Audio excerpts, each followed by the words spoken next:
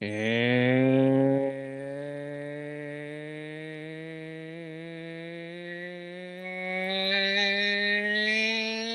good evening, everyone. Welcome, everyone, to episode 336 of everyone's favorite wrestling podcast, DF and Marks. I'm Jay. He is Hannibal Lecter or somebody like that. Yeah? Hello, Clarice. Why does my thing say the Brainless one was? I don't know. You know, I did an update on my phone this morning, like the whole system update. And I swear to you, like, I must not be smart enough for my phone. Hey, funny you should mention that. When you're talking about smarts, one WWE performer this week did not showcase smarts. The man was on Jeopardy. Becky Lynch on Jeopardy. She answered exactly 0 questions correctly and got 5 wrong. She did worse than Homer Simpson did. Worse than Homer. Remember when Homer had to pay the money back to Jeopardy because how deep in the hole he was? Because they were in debt with everybody and they were trying to use Jeopardy as a way to pay off their debt. Yeah. Chris Brown, Andy Best. Hello, fellas. How you doing? And if anybody's wondering, I cannot explain what the was at the end of the Brainless one was. That's the best explanation out there. Jay, how incredible is that? The fact that that woman went on to Jeopardy, had to answer 60 questions. 60. Yeah. I am now convinced that I can go on to Jeopardy and at least answer one question correctly. Going against Rachel Dratch and Macaulay Culkin. I guess it doesn't even matter who the other two people are. I just need to get on there and answer one question correctly because that's all I need to do. So now that is going to be my new focal point, is that I'm going to try to get onto Jeopardy so I can go on there just to answer one question correctly. All right. That sounds like a good goal. It's never going to happen because they're going to ask me questions that I'm not going to know the answer to, and then I'm going to say something offensive, and then I'm going to be like, I don't know what the hell happened. Chris Brown chimed in saying, how about the Brainless one was missing in action? LOL. Yes, there you go. And I apologies for last week. You know, we had the scheduling conflicts, so we missed the show. There were 3 things I wanted to mention last week that I wanted to get off, this week, just because it was just something I really wanted to discuss, and it has everything to do with the show in Saudi Arabia, where I watched my first Roman Reigns main event match since he beat the Undertaker at WrestleMania 32 or 33. So my first 3 my 3 thoughts are: number 1, I am very happy with LA Knight's performance in said pay-per-view. Yeah. They did exactly what they were supposed to do. They booked him correctly. He still looks strong, and the fact that he is going to be, it looks like, feuding with Austin Theory and Grayson Waller going forward. At least he's still in a good spot. He's still got the reaction he was going to get. So I was happy to see that. Number 2, my God, I don't even have words for what Solo Sikoa did to the Undertaker, to John Cena at that show. I saw enough clips and I was like, wow. And number 1, I cannot believe that WWE had Sami Zayn actually win a match at Blood Money using the Blue Thunder Bomb. That is now, I think, officially the second match in WWE where the Blue Thunder Bomb has won him a fall. It's crazy. Yeah. And I think they might turn Sami Zayn into the new Saudi Taker. That and the amount of heel turns that we've had in WWE over the last week were just the 2 big things that really stood out for me the most, because we finally got, because we've been teasing it with Drew McIntyre on Monday. He cost Jay and Cody the tag team matches, and he's now apparently, it looks like he's part of the Spooky Pals. The Spooky Pals have gotten spookier. We saw, at the Saudi show, we saw the returning Kairi Sane. Yep. She helped out with Io Sky in her defense against Bianca Belair. And now we know that. And now Asuka on Friday also turned heel after Santos Escobar turned heel. And the thing about the Asuka heel turn, it's just getting her back to where she was anyway. Because they turned her heel and then kind of turned her face. And, like, it's been very confusing what the heck her character is. Like, you know, they had her change her look to be the heel. And I don't know if it was people were just cheering for her or they're like, oh, no, yeah, sorry, Asuka, we got to big show you. Well, somebody has to do it because there's no more Big Show and no more Mark Henry, so somebody needs to flip every 2-3 weeks. Tim says, what's up, fellas? And Chris Brown saying what McIntyre did on Raw was full heel turn which is my understanding. Yeah, like that was the clearest one of all of them. I'm with you. Like, I didn't even know Asuka. They were like, oh, Asuka turned heel, and I'm like, when did she? Yeah, I was like, when was she a face? I mean like the unexplained Mickie James turn that happened, what was it, like 5 years ago, that I'm still waiting for them to actually storyline-wise make it make sense. And maybe, you know, one day Mickie will come back and they'll finish that storyline off. Which is crazy because her contract did just recently expire in Impact Wrestling. And she is now apparently a free agent. She told them she was going to take a break from the company. Her husband is now the general manager of SmackDown. It would make an awful lot of sense for him to bring her in. As whether she is the final member of Team Bianca for War Games at Survivor Series next weekend. Which, by the way, I found out Io Sky has wrestled in every single War Games match for the women in WWE. I mean, she did incredible when they had the NXT ones. Oh, she did. And you know, it's been matches like that really have been her bread and butter. That, like, you know, even though she can't communicate super well with the audience, she communicates well with her art in the ring.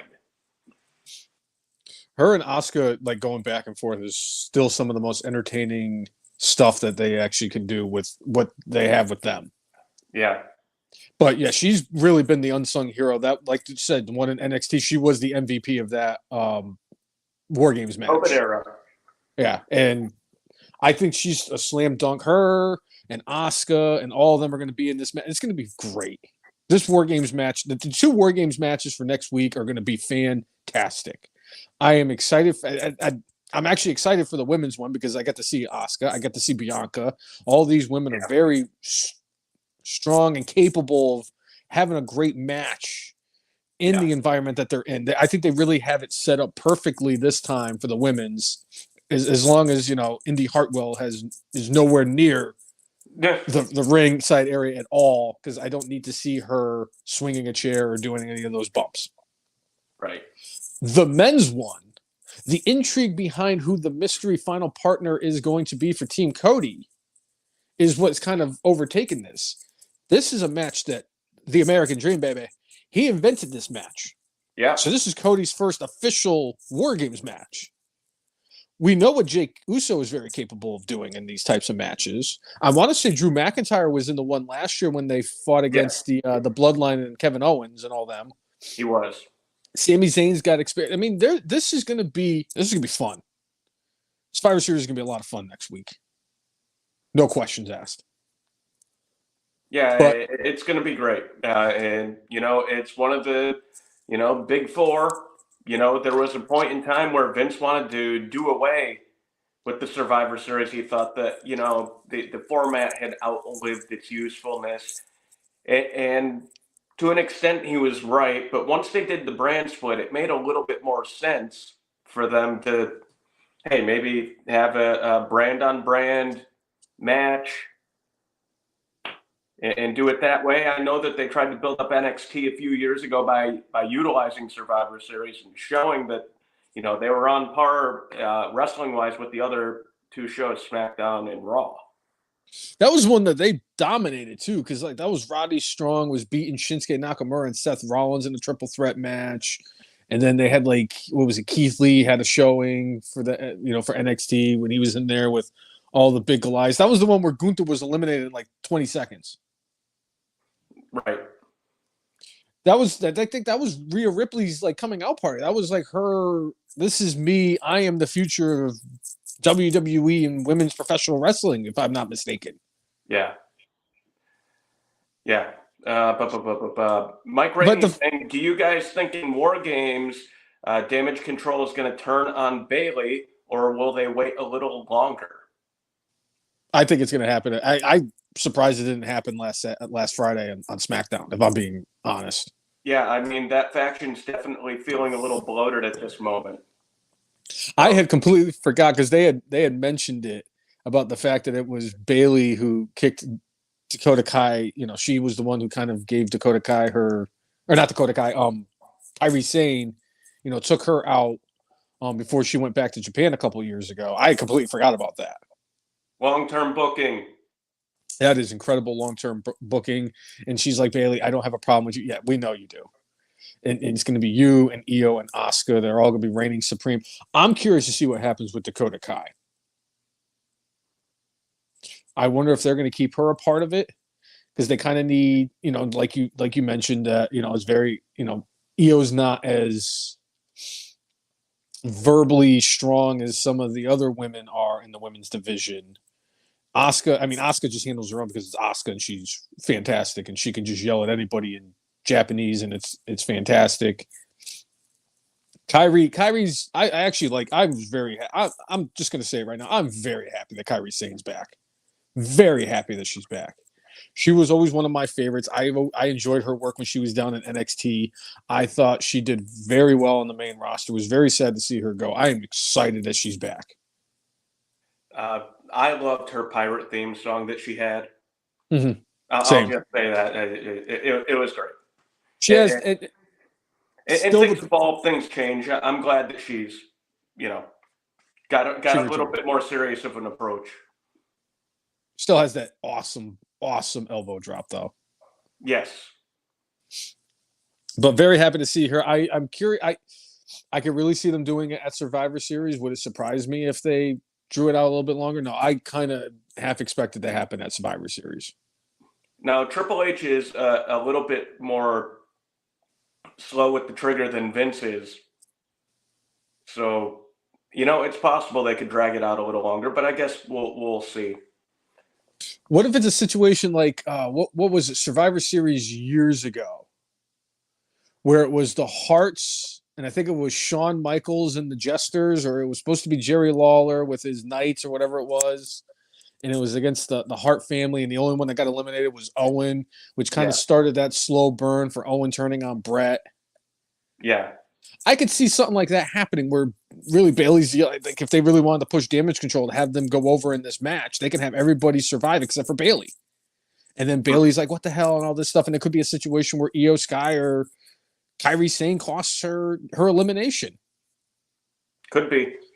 But Chris Brown, going back to what we were talking about with the mystery partner, he's saying it'll be Orton. Prevailing Wisdom says they want to hold off any possible Punk return as one of the Royal Rumble surprises. I don't think CM Punk's coming back anytime soon. I'll tell you right now, just the fact that he is just trolling everyone, and bravo to him, because I'd be doing the same thing. If I had this much, like if I was him, and I have rumors of my return to AEW and rumors of my return to WWE, all kind of circulating amongst whatever. Oh, is he going to be at Survivor Series? Is he going to be at Full Gear? Is he going to be the Devil? Is he going to be Cody Rhodes' mystery partner? Is he going to be the one that accepts Shinsuke's open challenge for Survivor Series next week? I'd be trolling him too. Absolutely be trolling them. Chris Brown saying he has actually laughed a bit with the subtitles they've been using for Nakamura. I'm shocked they haven't done it with Asuka yet, too. Thing is, Asuka communicates perfectly well. Like, we know what she's saying and know what she's doing, even though we can't understand the language she's speaking. It's great. All right. Mike Rainey is saying he's more and more convinced Punk will be back in Redacted and thinks he's the one behind the devil mask. Says, I think Mr. Coke Man quietly brought back Punk and he'll be revealed as the person in the devil mask. Chris Brown says it'll be Adam Cole, baby. I got a really, really, really bad feeling that it's going to end up being Jungle Jerk Off. You know, I think I would lean towards your assessment. I think Cole is legit hurt, and Punk put a nuclear bomb on the bridge and set the charge and blew it up again. And the fact that Tony Khan came out, I think it was yesterday or the day before, and he announced that he has a major signing of one of the world's best wrestlers and one of the most well-respected people in in professional wrestling and everything. I want it to be Mercedes Moné in the worst possible way, because I will literally laugh myself to death. Literally.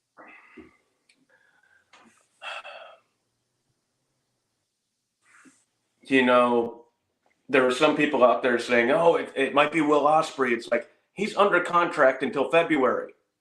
That would be tampering. Tampering.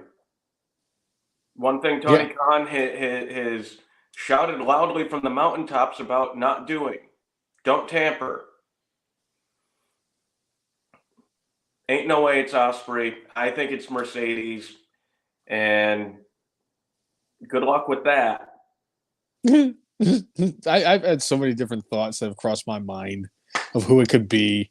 I like, ever since he announced this, and I was like, of course he has a huge announcement, and because it's Tony Khan, that's all he has is huge announcements and coke in his nose. By the way, I heard that breaking news. I have heard what his next huge announcement is. Is he going to make an announcement that he's making another announcement for an announcement? No, I heard that the announcement is that water is wet. Oh, and the sky is blue and grass is green. It is shocking. Yeah. I'm going to there's I want it to either be Mercedes Moné, Ronda Rousey. That's it. That's the only two I want it to be. I want it to be one of those two because it would just be phenomenally hilarious. The only thing that will make this signing to me worth it is if it's Eva Marie. Oh, God. If it's Eva Marie, those rumors have been out there. If it's her, this would be one of the best troll jobs in the universe. Jay, you know how a lot of times I say I can't hate something more. I can't hate the Yankees. The only way I could hate the Yankees more is if they signed, like,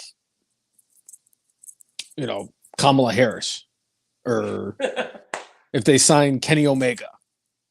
The only way I could hate Tom Brady more is if he played for the Cowboys. It's the only way that they could get me to make sure I never go back to watch AEW is if it is Eva Marie. Tim said he wants Mercedes Moné and CM Punk as a mixed tag team, and they would be the mixed tag champs, and they would be called the Whiners. Yeah. Mike Rainey said, I swear if Jungle Jerkoff is the one behind the devil mask, I'll be with you, Brainless One, in regards to being out on Redacted. Thank you. I want that just as bad as I want Ronda Rousey or Mercedes Moné to be the big, huge addition to the roster. Just because it would be the ultimate freaking fart in church if Luke Perry's legitimate child, who has the personality of this pen right here, would end up being the one in the devil's mask. I'm still convinced that the Adam Cole injury is kayfabe. I'm sorry. If it wasn't for the fact, and I get it, he fell and he busted up his ankle and anything like that. It doesn't take that much just to find pictures of a fracture of a foot online and Google it. I mean, come on. Now, if they did that, trust me, there are enough marks that are sleuths out there that would do a Google match to see if it's out there. I'm just saying, when he was out there and he had that cast on, that thing was just overly ridiculous, over the top, kind of like JBL with the whole get up after he got attacked by the Undertaker type of thing. Vince McMahon showing up in court with McMahon showing up in the court with the neck brace, and then took it off immediately after he was acquitted. The most Vince McMahon thing ever.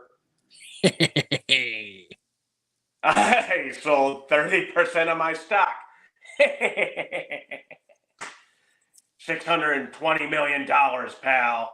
That I could blow on hookers and blow, just like my pal Herb Abrams. Tony Khan is nothing more than a Herb Abrams with money. That's all he is. If Herb Abrams was Shad Khan's son, he would be. This is exactly what we would have. We'd basically have, what was it, UWF? Yes. We would have UWF still in 2023. I'm pretty sure we would still have Herb Abrams, because I don't think he would have went through that rage-induced coke spree that ended up ultimately taking him, I believe it was, if I remember correctly. It's how he would have wanted to go, as B. Brian Blair said. Hookers and blow. Hookers and blow. Mike Rainey's saying he's hearing the new major signing is Goldberg. That, I don't think that Goldberg is going to have his dream of having his last match be in Israel. Not anytime soon. Well, yeah, unfortunately. Like all the people who thought it was either like Mustafa Ali or Dolph Ziggler, it's like, hey, they have non-compete clauses until December. So if there's a pay-per-view next month, and if AEW is, they do have a pay-per-view at the end of the month. Of course they do, because Coliseum. Yeah, and I'm sure there's going to be a big announcement there. I'm sure there is too, and it's probably going to be the big announcement that MJF did not re-sign and that he will still be a free agent in January. Man, they're really I have no idea what route this man is going to go. Do you think maybe they turned Trevor Lawrence into a wrestler? You never know. Why not? Did they talk to Mark Brunell? They specifically said it's the best wrestler in the world. Well, and it's like, to me, the only it's Mercedes. It's Mercedes. It's got to be Mercedes. The one name that, like, the one Jackal. legitimate name that is it a Jackal? Jackal. It's a Jackal. If it wasn't right the first time, why would it be right the other 700 times? Oh! All right. Chris Brown saying Chris Jericho allegedly got torched by the pyro on Wednesday night, a la Undertaker, when Jericho beat the Undertaker, right? It was in the Elimination Chamber. Elimination Chamber. When Undertaker told Jericho to bring it with the chops. Dude, a lot of respect for that. Because I remember getting that pay-per-view. I still remember when the Undertaker caught on fire, because I was like, whoa, don't think that was supposed to happen. Because you know how he's got that. Cole even tried to cover it up in commentary, saying, "Oh, the Undertaker's really fired up tonight." He said, I believe the term "fired up." I've never, all the years that I've been a fan of wrestling, the 30 plus years that Undertaker has been in WWE, in the brief period of time in WCW, I have never, ever seen him move as fast as he did when he got caught on fire. Right. He freaking dropped that jacket as fast as he could. I'll never forget it. Yeah, and Undertaker, like, I don't want this person to come and apologize to me. I don't want them here anymore. I mean, he's not wrong. No, he's not. And Vince like, all right. No, you gotta go, Mr. Kennedy. Ooh. Mike Rainey, that could be a hot take right there. Tony Khan is signing his distant relative, Genghis Khan, so he and Bobby Fish can have another fight. There you go. He could sign Bobby Fish. He didn't say why he was the best wrestler in the world. It could be just because he's wrestled longer than anybody else in the history of life. And the only person to defeat Abraham Lincoln. And the only person to beat Abraham Lincoln. I mean, that is warranted enough to be considered the greatest wrestler of all time. I'm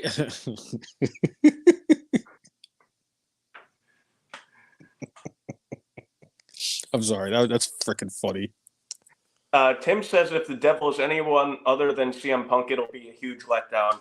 If it's Jack Perry, not only is it a letdown, like, I think a lot of people will tune out because, like, he's just an immature little POS. If it's Adam Cole, Roderick Strong, anybody from the Kingdom, your boy Mike Bennett, any of those guys to kind of set up for Cole and MJF down the line, I don't think it's going to be that big of a letdown. If it's somebody like Britt Baker, even though they've kind of refuted that it's her, that would be, wow, just incredible. I would actually be on board with one of them being it. If it's Jungle Jerk, huge letdown. There's nobody really else in the locker room.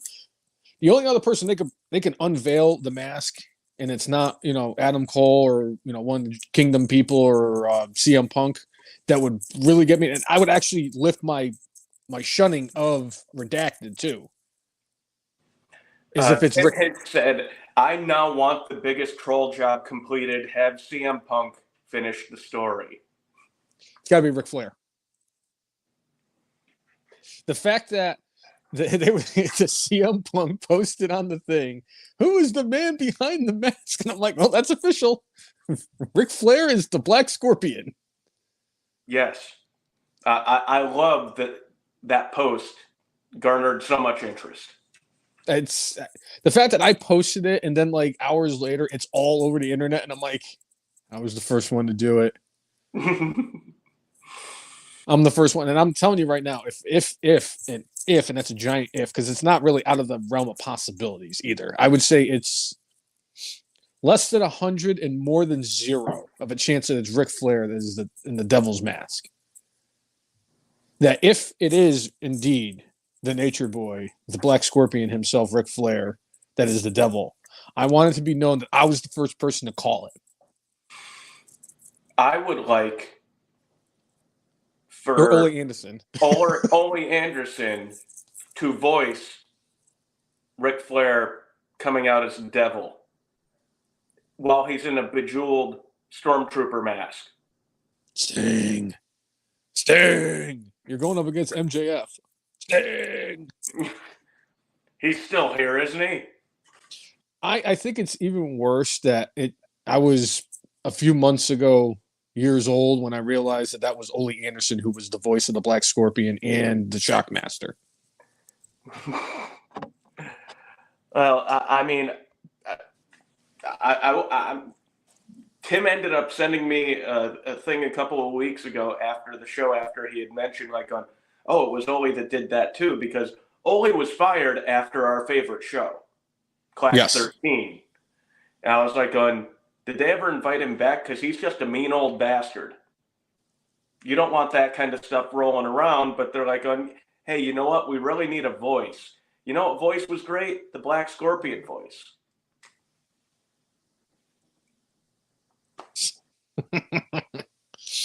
Yeah.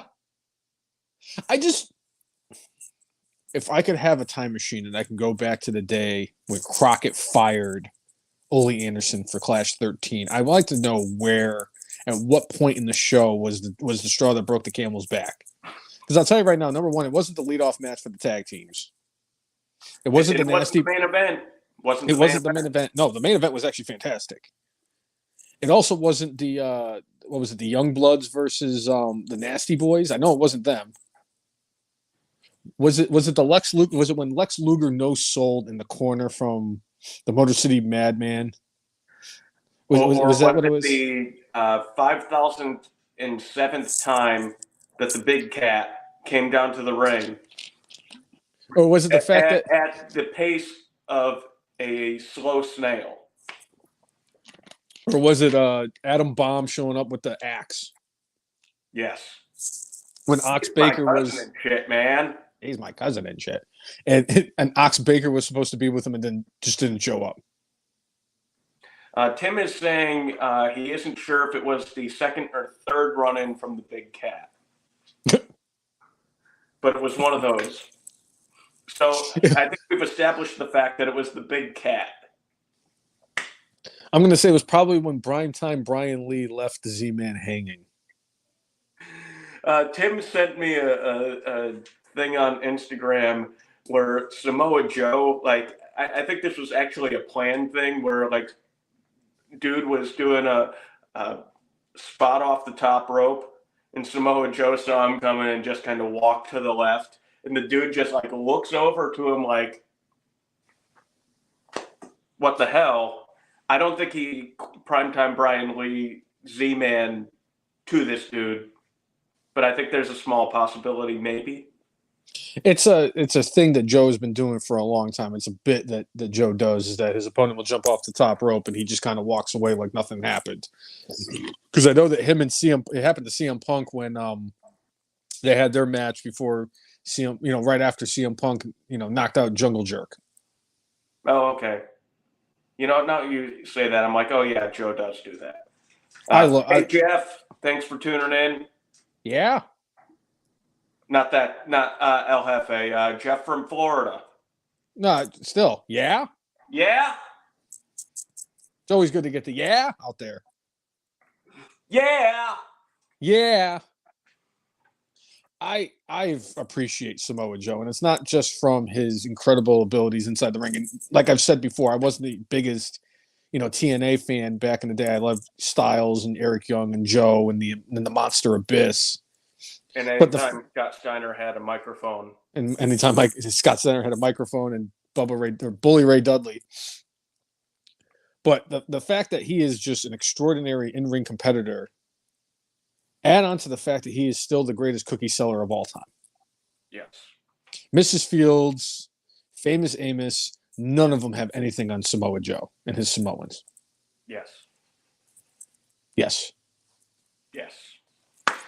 Yes.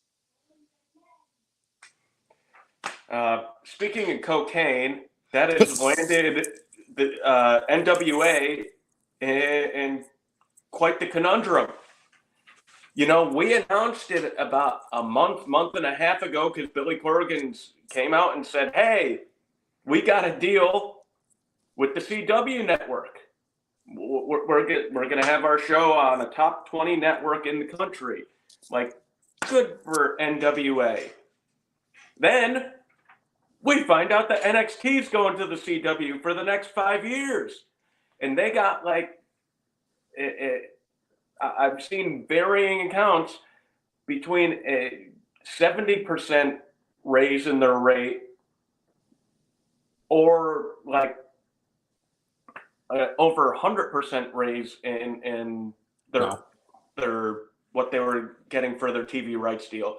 I believe in the earnings call that TKO had for the third quarter, I believe they said it was a 70% bump, which would more go along the lines of they're getting about $25 million a year for NXT, which allegedly currently from USA Network, they're getting about $15 million a year.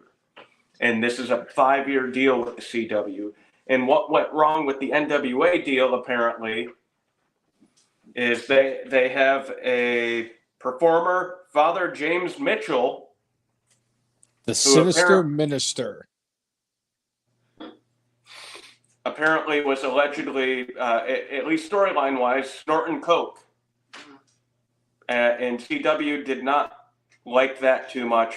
They weren't. It sounds like they weren't a big fan of the fact that NWA had Tyrus as the champion, but to me, that sounds like bullcrap. Where the Coke thing sounds like, okay, maybe it's a little too edgy for you. It's like ECW used to do stuff like that like every week. It's weird how society's gotten to a point where like they let a lot of things go where I'm like, on that, what? You're okay with this? And then there are things that I'm like, I'm like, yeah, it's professional wrestling. Oh yeah, that maybe not have been in the greatest taste, but like, if you really wanted to be partners with them, you just say like, hey, can you maybe not do that? Like, if you really wanted to be partners, clearly what ended up happening here is like they really wanted to get with WWE. And they found it out. And they did. And I think they used that as, oh, well, this is our reason for not, officially signing with you. So does this mean we're never going to get Tony Khan doing lines on Dynamite or Rampage? I don't know. I think he might have a different relationship with Time Warner. Almost said the CW. Maybe they're blow buddies.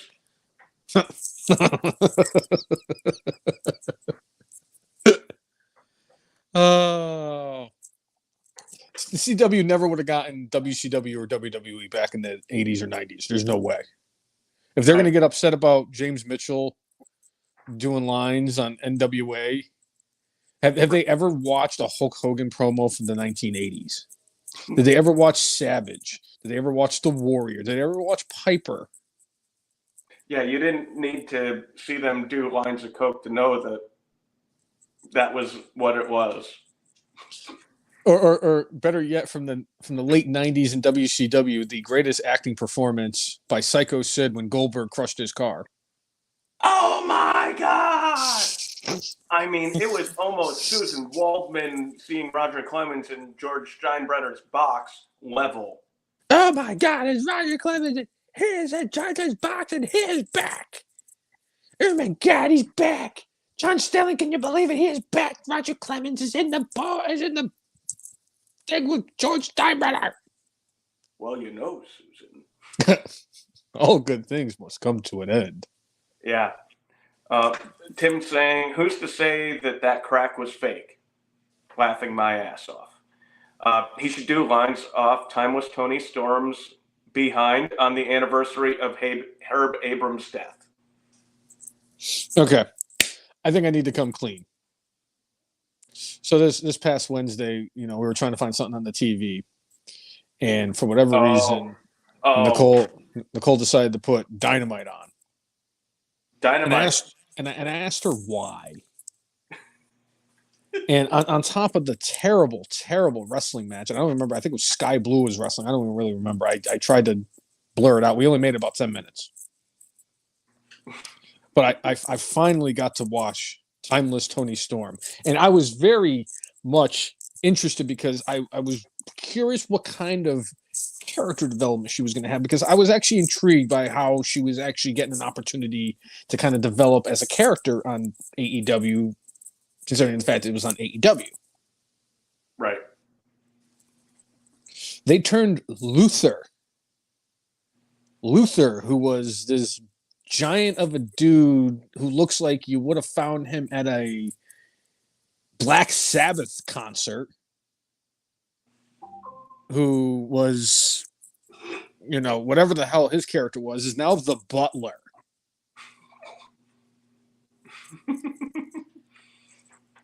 And I watched it, and I wish I hadn't. Years from now, you're going to look back on that as one of the greatest things you've ever seen. No, I'm not. It's not going to be on the level of Tea Time with Santino. Nothing will be.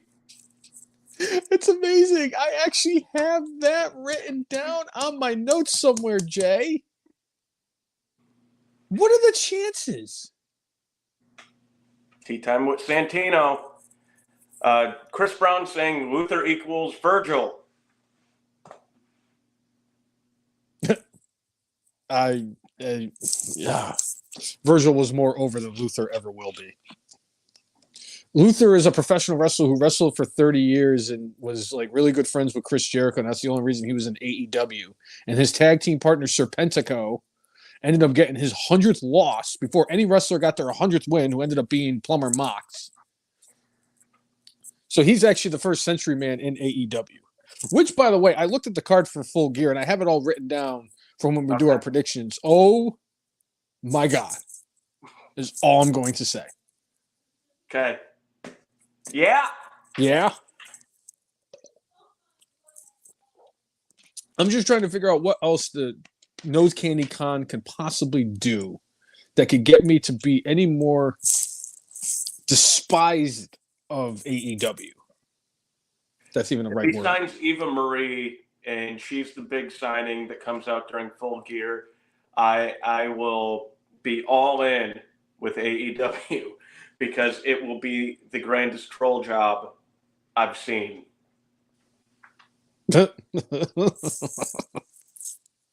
I will have it. I would have an appreciation for that work of art that was probably also inspired by a coke-filled binge.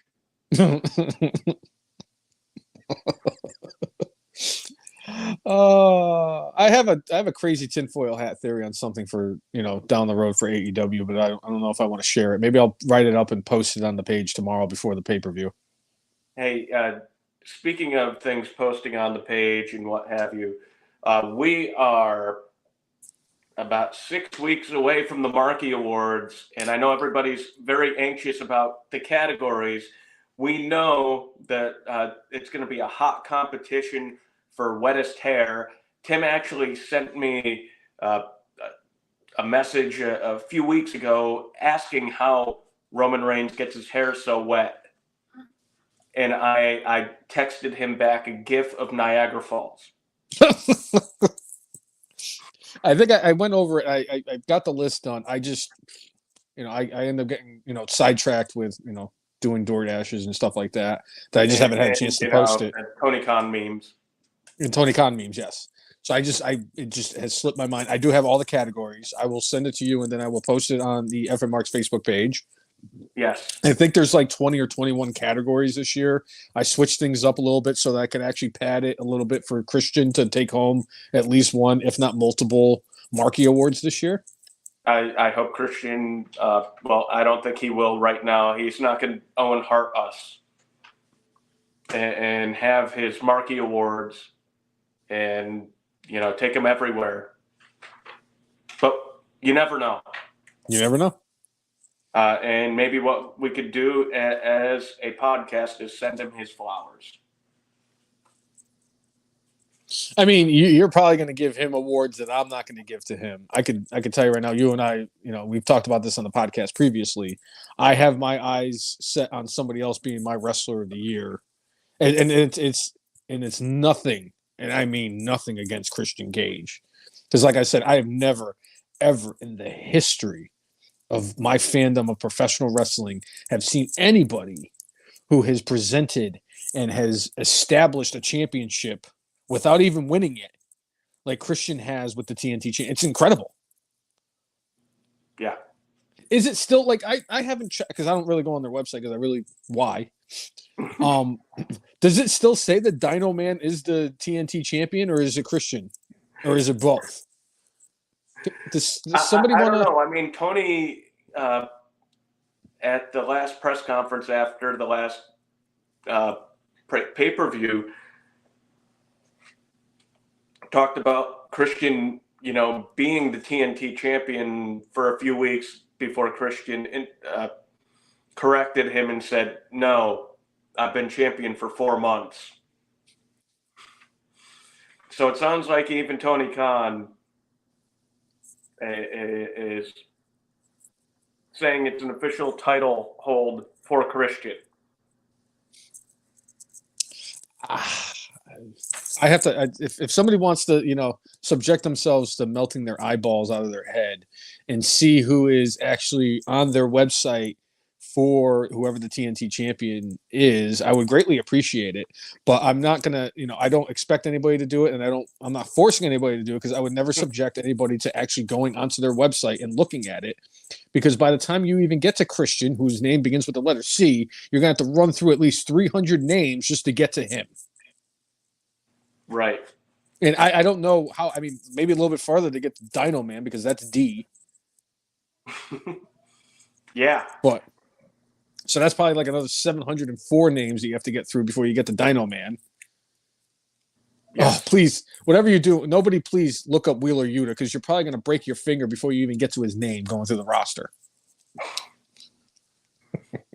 Yeah.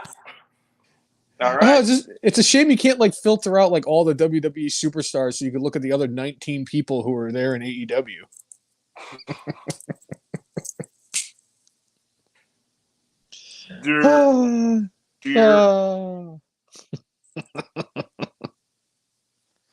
It's funny because it's true. AEW, I think they did a great job with Paul White this week. He took a body slam on top of a car, and we didn't see him again.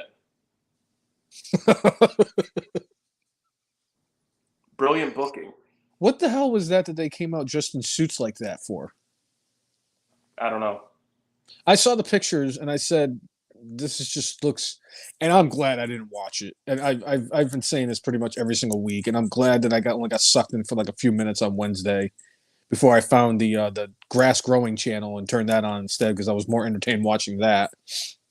What if they had a Tony Khan doing coke from gorilla position channel? I'd watch it. Honest to goodness, like if WWE even did that, like back when like Vince was around, like they just showed gorilla, like they had a special thing on the network. It's like you could watch the pay-per-view or you could watch Vince McMahon in gorilla watching the pay-per-view. Yes, I would watch that. Yes. Just him screaming at Michael Cole, damn it. Come on, pal. You got to do better, damn it. You didn't sell that right, pal. Poor Michael Cole is now 60% deaf now because of Vince McMahon. Yep. I mean, I would be on board with them doing a Nose Candy Con channel in the gorilla doing Dynamite Rampage. He's during Dynamite while writing for Rampage and worrying about Collision in the pay-per-view. And when he's going to and when he's going to kind of float in his next major announcement from since last week. All right, Chris Brown says Christian is listed as TNT champion on their website. Thank you for taking one for the team, Chris. Thank you, Chris Brown. F. Mark's Hall of Famer, Chris Brown. Yes. I'm sorry you had to subject yourself to that. I apologize that you actually had to go on there and look at all that drizzle shit of a roster that you had to go through to see that. But that is so funny how a man who didn't even win the championship is their champion. This is even like when Cody Deaner won the Knockouts championship in TNA or Impact, whenever it was when he did it, because he actually won the match. He pinned one of the beautiful people. Yeah. If I'm not mistaken, it was Velvet Sky, Waterbury's finest. Right. But like, at least he won the match. It was the same thing. I guess it's kind of like the same thing, like when James Ellsworth won the women's Money in the Bank ladder match. Right. And Carmella was like, time when Eric Young was women's tag team champion with ODB, I think, back in the day. But I can understand that. That's a little bit different. I mean, that's entertaining because it's ODB and it's Eric Young. I guess it's okay. Yeah. Or didn't Harvey Wippleman win the women's championship once too? That sounds like something WWE would have done back in the day. Harvey. I want to say Harvey Whipple. How is he not in the Hall of Fame? Well, I mean, he's held more championships in WWE than Coco Beware. They just need to admit to us that the only reason Coco Beware is in the Hall of Fame is because he had the bird with him. Not wrong. The bird was more over than he was. seriously, somebody needs to go out and actually find one of his actual fans out there. Not that I'm saying that I wasn't a fan of Coco Beware. I thought he was cool. I don't think he was Hall of Fame cool. Not when you got guys like Rick Martel and freaking King Kong Bundy who are not in the Hall of Fame. And King Kong Bundy main evented WrestleMania. Yeah. And he wrestled The Undertaker. Damn it.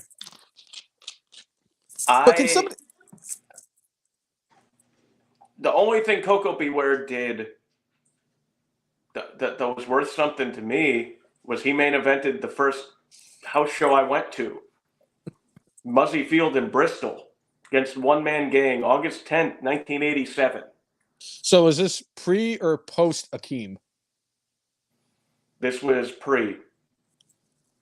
By the way, I'm glad you mentioned the One Man Gang because I did see a video of Akeem wrestling Dusty Rhodes, and Dusty hit him with the Ebonic elbow, and Akeem started dancing, and him and Dusty just start breaking down, dancing in the ring, and I'm like, see, this is entertaining. Not the crap that Daniel Garcia does every single week where I'm Daniel Garcia, and this is my personality. I'm not even really dancing. I'm just pretending. Like I swear, like he's playing the Macarena in his head when he's dancing like that too. No, but he's no wonderkind, Alex Wright. No, nobody's Alex Wright.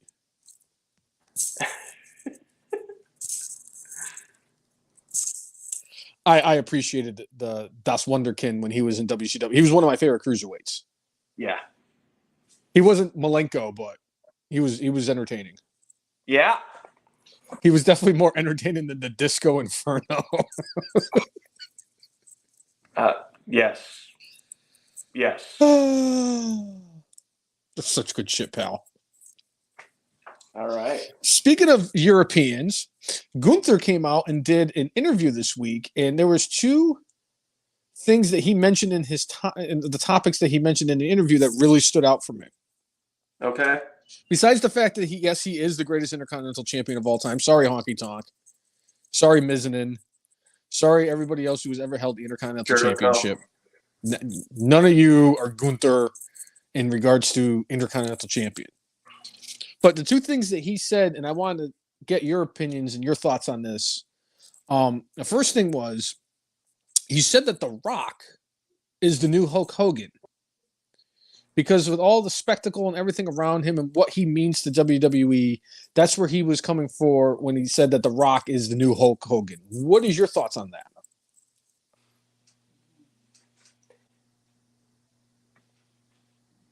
I would say, I mean, John Cena, I think more fits the mold, but if you're talking about like star Presence. Power and being known, The Rock is more known than John Cena is.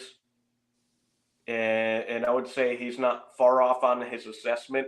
And quite honestly, I think it'd be, as much as the storyline is tailor-made for Rock to go against Roman Reigns, I would not mind seeing a Gunther versus Rock match. I don't know if Rock would enjoy the stiffness of that. No. Although he's a former football player, I think that would be a fun match. Quite honestly. I think it'd be more entertaining than people would give it credit for. Because Gunther would be able to pull out an excellent match from The Rock. Yeah. Gunther could pull out an excellent match out of anybody. I think his match would be more enjoyable than watching Kenny fight the fuck doll. I will never, ever, I'm sorry. Anybody who can sit there and tell me that Kenny Omega is good at this professional wrestling thing clearly have never watched him wrestle a blow-up doll for 11 minutes. I don't care what anybody says. That was and I watched Nails and El Gigante, and Kenny fighting the blow-up doll was worse. Now, would you say that it is worse than the Great Khali versus Batista in the Punjabi prison? Yes. Okay. Z-Man Primetime Brian Lee. Oh, yes. I mean, I guess for at least for us, that match is entertaining. Yes. Yes. But another part he mentioned in the interview was he was talking about all the former Intercontinental Champions and how he is the greatest Intercontinental Champion of all time. And one wrestler in particular really caught his ire. And that was the Ultimate Warrior. And Gunther came out and said that he wasn't a wrestler. He wasn't a fighter. He was just a bodybuilder who didn't know how to wrestle.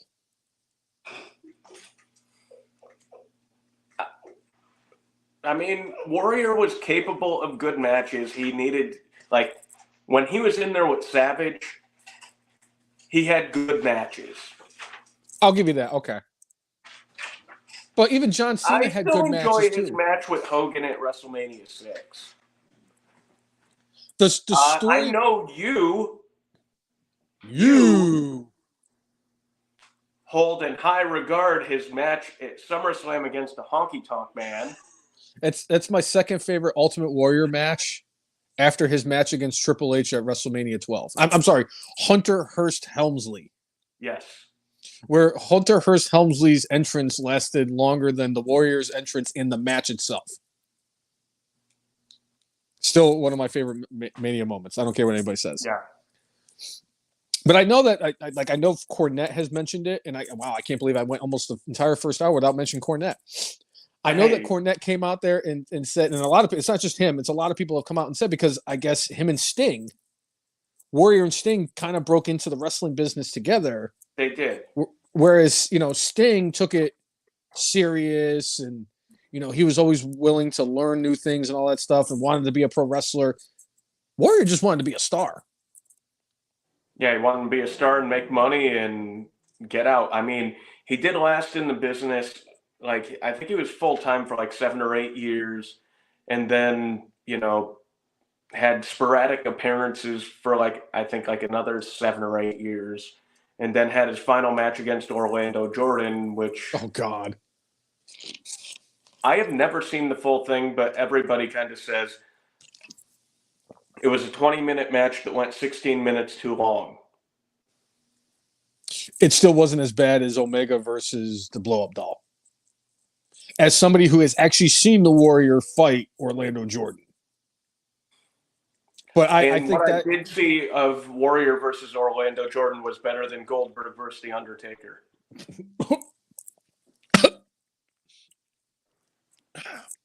I think that's a fair assessment, though, that match was a 20-minute match that went 16 minutes too long. That sounds about right.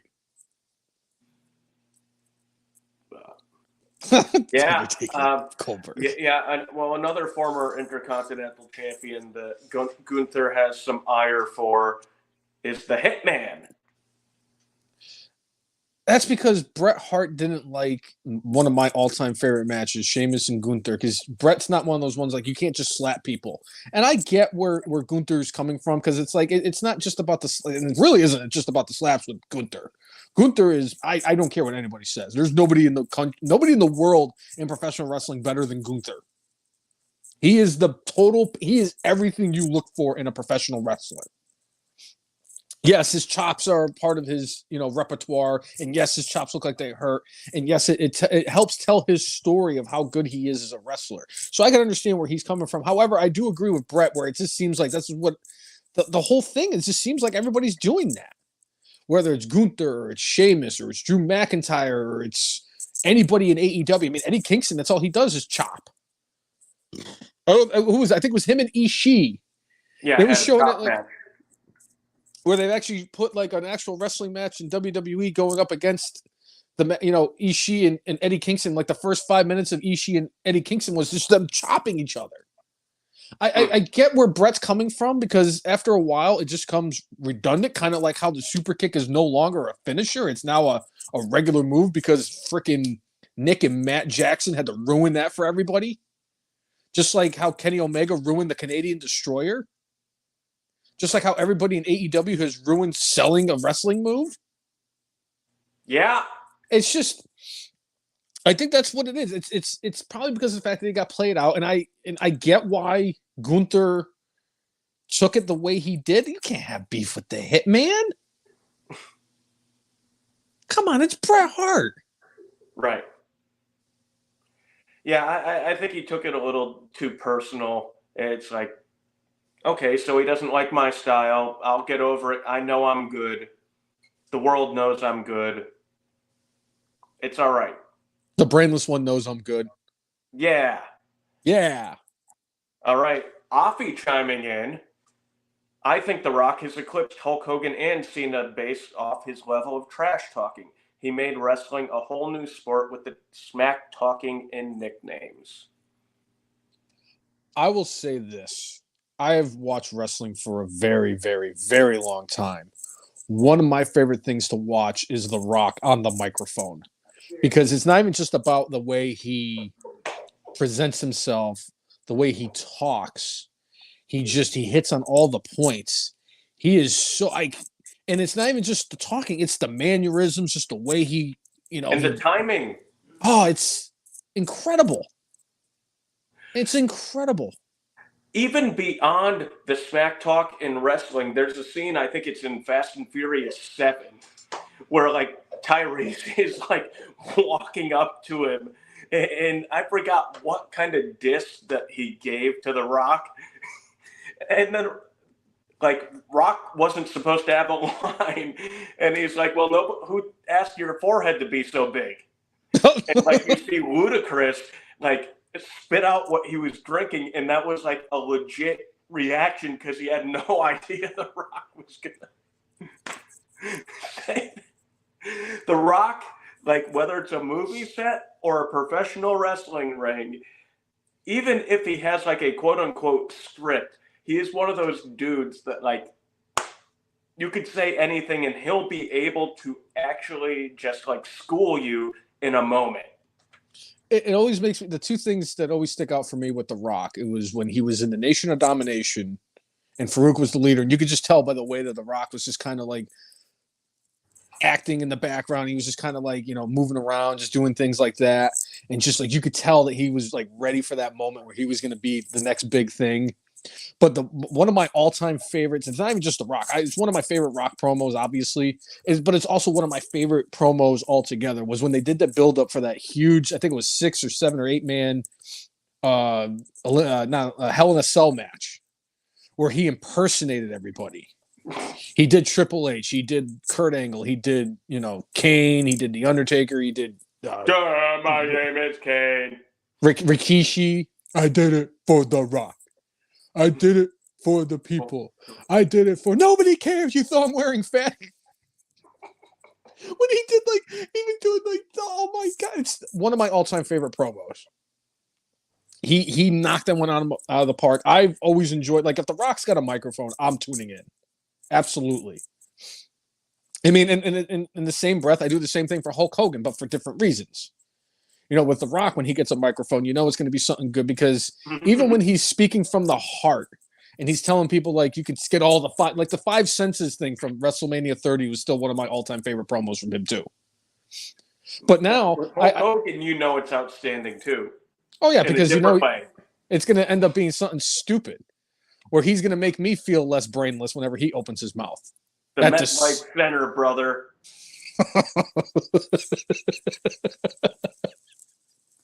At the Superdome, at the Silverdome here in New Orleans, brother. He did it twice. And I love the fact it was The Rock who caught him, and then, like, just gave it. Oh, it was, but yeah, I mean, honestly, like, The Rock, I can argue and sit, like, Roddy Piper's the greatest on the mic. I can sit here and say Hulk Hogan's the greatest on the microphone. I can say The Miz, CM Punk, all these guys are very capable of being the best on the microphone. It's The Rock, without question, just because he knew how to get a reaction from the fans. He knew how to have them eating out of his hand. Like, come on. He still has, to this day, one of the 3 loudest pops every time he comes out. It's him, Austin, and Hulk Hogan have the 3 loudest pops. Yeah. So I agree, Afi. I agree that, The Rock has surpassed Hulk Hogan, and it's mainly because of, he is, character-wise, he's just incredible, and it plays a lesser role is the fact that I found out that Hulk Hogan is a lying piece of shit.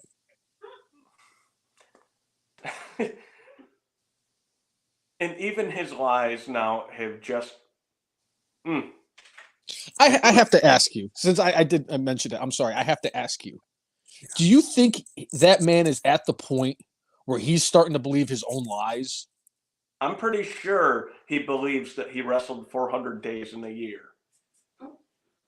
Do you believe that he believes that Andre the Giant was actually 700 pounds when he slammed him, and that he was the only person to have slammed him, even though there are clips of Kamala and Ultimate Warrior, and Harley Race all body slamming Andre over the years, and also I believe Hulk Hogan himself slamming Andre years before. Antonio Inoki all slammed Andre. But he wasn't 700 pounds at the time, brother. And he didn't kill him either, like he told people. 5 days later, or no, wait. I think he was confusing like the Little Beaver story that, happened, from WrestleMania 3. He mixes his times up, just like, saying that he was the one who brought Simon Cowell to the WWE. During the Pile Driver album, and it was like another 7 years later when Simon finally got there, and when Hogan and Jimmy Hart wrote that album in tribute to the kid that died who had a stench about at Wembley Stadium, who had a stench when Hogan wasn't even at Wembley, and the album charted, and they sent all the proceeds over to so good. So good. The fact that Elvis Presley... The man professes to be a Christian these days. I'm like, brother, you got to work on your lying, brother, even though he might be a Scientologist now, brother. I was going to say, because how is he... Guy, what's his name? Is his wife Sky Blue? No, Sky Blue is the one that wrestles in AEW. It's Sky Daly who is his wife. Okay, yeah, at Daly's place. That's where she does her yoga retreats with cocaine and con for your yoga retreat at Daly's place. Come visit me, Sky Daly, in Jacksonville, Florida. Woo! We got that too. Oh, that's too funny. Oh, Hulk Hogan. Yep. I can't wait because as long as he's around, he's gonna come up with other stuff to lie about too. That's the best part. I like it. Felt like for a little while, like it was like maybe like petering off a little bit, and now he has come back with a vengeance.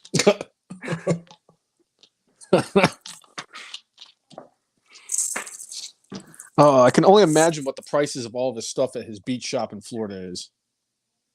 Hey, you know what? Next month, I'm going to be about 40 minutes away. I'm wondering if maybe I should go down there and sing karaoke with the Hulkster. And maybe I'll do Real American. You should do Creed. They're from Florida. Why not? Today, coming to Virginia Beach, baby. Get your tickets. Yes, everybody get in line for your Creed tickets. I want to see everybody there with Cousin Jay and El Jefe. F. Marks, Hall of Famer El Jefe. Yeah. God only knows that Jeff and Jay will probably be the only two people at the concert. I think you're wrong. I think it might be almost as full as when we went to see Journey and Def Leppard. I thought you were going to say it was going to be as full as when the Whalers were playing home games in Hartford in the late 90s. Well, I mean, if you're talking the late 90s, I mean, they weren't there. I thought they were there till 97, right? Yeah, like 97. There you go. We remember all 12 people. Mid-late, yeah.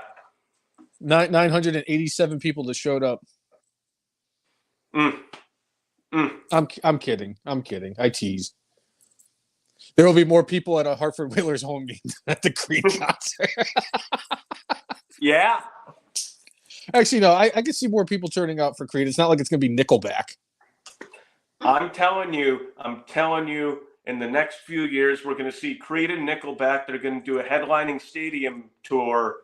It's going to be the greatest thing since Eva Marie signs with AEW.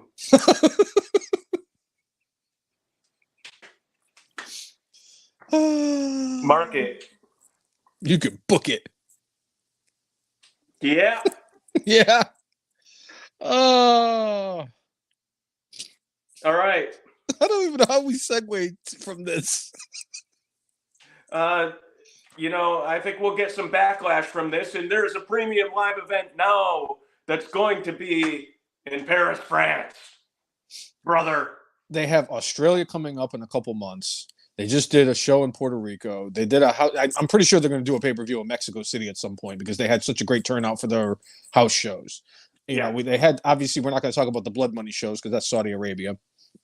They did a show in India, even though they didn't televise. I would have liked to have seen that. Just because the Jinder and my favorite wrestler, Veer, were all there because Veer actually showed up for something. Yes. He threw a fastball, I heard. But, you know, they have what's that? What's in Germany? Is that the battle in Berlin? I think that's what it's going to be called. I think it's cool. I think one thing they definitely need to have is a Falls Count Anywhere match that ends up on the Eiffel Tower. They need Logan Paul to jump off the Eiffel Tower. That's it. That's how they do it. Because Logan Paul did an interview earlier this week, and he announced that he's retiring from boxing. He's going to concentrate on WWE full time. Great. Can't wait to see more of Logan Paul. Let me hide my excitement from all of that. No. Shane McMahon has been talking about Shane needs a redemption story. Logan Paul comes out and does this interview and says that he wants to jump from higher and higher things. Well, there's really only one person in the history of WWE who is also very capable of jumping from higher places, and that's Shane McMahon.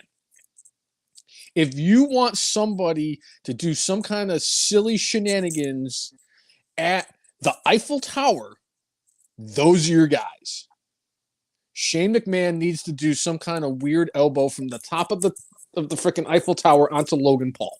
Even though, at this point, he should be, I guess, mostly recovered from his quad tear. So why not get another, quad tear and a couple other things by jumping off the Eiffel Tower? All that being said, Shane McMahon's brother-in-law, Triple H, has laid down an edict to Logan Paul. I think this is directly to do with Brad Maddox. He said, don't have sex with the U.S. title. I believe that was before he tried pawning it. Jay, as somebody who has seen what has happened to the former NXT Women's Championship, and I'm not proud of the fact that I've seen what has happened, although that was less offensive than watching Kenny Omega wrestle the blow-up doll. I'm going to tell you right now, the only thing that was worse was seeing Logan Paul doing what he was doing with the U.S. title. I did like that he brought it to the UFC 295 and he's just wearing it around. Same night that Dana White comes out with Donald Trump and Tucker Carlson. What a weird grouping that was. And what the Undertaker and Vince McMahon with a cane at that show too, if I'm not mistaken. That was the Saudi Arabia. I don't know if Taker and Vince were at that too. I mean, clearly they were at the thing in Saudi Arabia where Francis Ngannou went against Tyson Fury. Oh, that's right. I sold 30% of my stock. I just happened to catch Dana White on Gutfeld's show, and I was like, this just seems weird to have these kind of clashing. I mean, I don't really know too much about Dana White other than the fact that he hated Vince McMahon, but now that they're allies, he doesn't hate him as much. Right. And that he runs. Brown has a suggestion: Shane and Logan trying to emulate Chris Tucker and Jackie Chan from Rush Hour 2. Oh God, I have to go back and watch that. Yeah, I think they one up each other. I remember. Was that the one where Chris Tucker did Dancing Like Michael Jackson in the Japanese or the Chinese karaoke? It was either the second or the third one that they did that. I want to say it was the second one, though. Yeah. I love Jackie Chan. I love Chris Tucker too, though. Smokey. Smokey. Speaking of Smokey, WWE Hall of Famer Snoop Dogg says he's stopping smoking weed again. I think it'll last at least a few months. I feel really bad for Snoop D-O-double-G because those dreams he's going to have for like the next 6 months are going to be, not that I would know or anything, but they're going to be pretty intense. I'll tell you that much. Yeah. It's part of the reason why I stopped taking melatonin, because I started having some really, really, really gnarly, messed up dreams. And those are the types of dreams you have when you're off of the ganj. Or so I was told. Herbal supplements. Yeah. Hey, power to them. Like, that's like your calling. I mean, that's one of your calling cards if you're Snoop Dogg. Well, and I think he like co-owns or owns like a cannabis thing. I think with Ric Flair, if I'm not mistaken. I know Mike Tyson's in with Ric Flair as far as that goes. It might be Snoop too.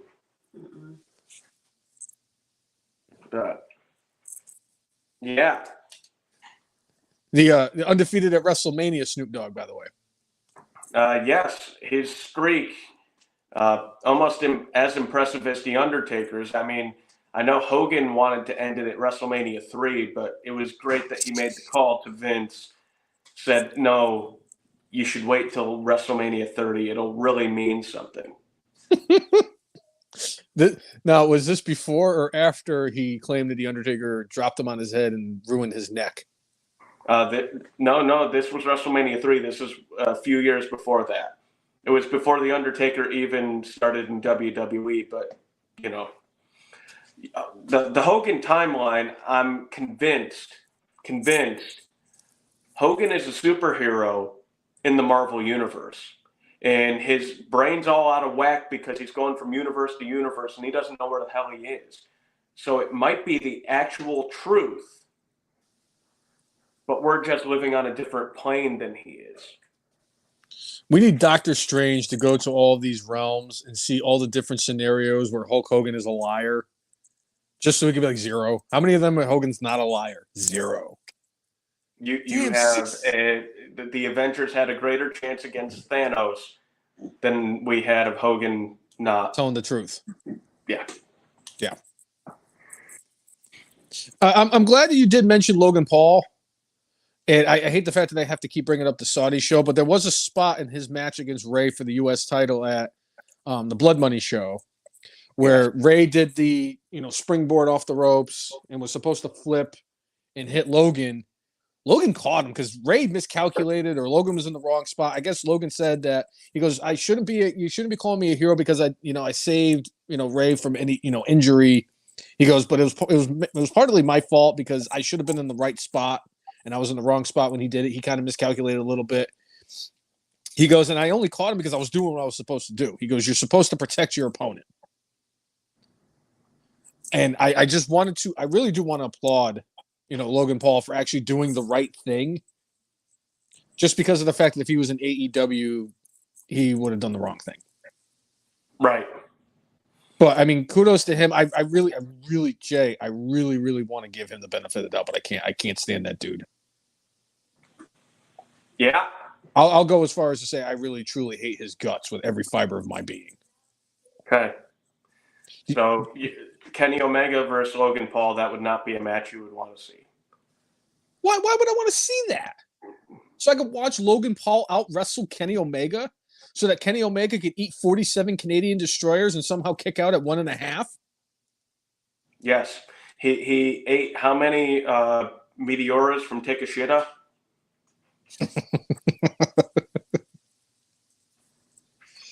I don't even know. How many did he hit?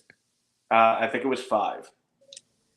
It's like, this would mean something if I'm guessing the Meteora is his ending move, but you're not treating it like that. I don't know that it is one.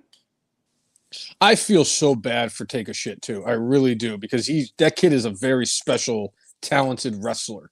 He really should have just went to WWE. I know that people are going to say, "Oh, look at how they handled Nakamura." Yeah, who cares? Look at what Nakamura has done in WWE. He wrestled for the WWE Championship at WrestleMania. He won the Royal Rumble. He is a former United States champion, Intercontinental champion, Tag Team champion, NXT champion. That's a good run. He has had, I mean, just because he didn't win the big one, honest to goodness, just because he didn't win the big one doesn't mean that he's had a not so stellar career. The first person I can think of off the top of my head who has won so many different championships in WWE and is a very accomplished guy who never won the big one is Goldust, Dustin Rhodes. Nobody talks about how he was wasted in WWE. He turned a shitty gimmick into in my opinion, Goldust is a Hall of Famer. Oh, there's no doubt about Goldust being a Hall of Famer. Dustin Runnels' body of work from WCW, even his time in AEW, and just take everything he did in WWE is enough to be a Hall of Famer. Goldust in his own right is a Hall of Famer. Take everything else that Dustin Rhodes has done out of his history, he's a Hall of Famer as Goldust. Just like Scott Hall is a Hall of Famer as Razor Ramon. Right. But I think that, and like, look at Asuka. Look at Asuka. Other than the fact that Charlotte was the one that ended her undefeated streak at WrestleMania, Asuka's been booked pretty well.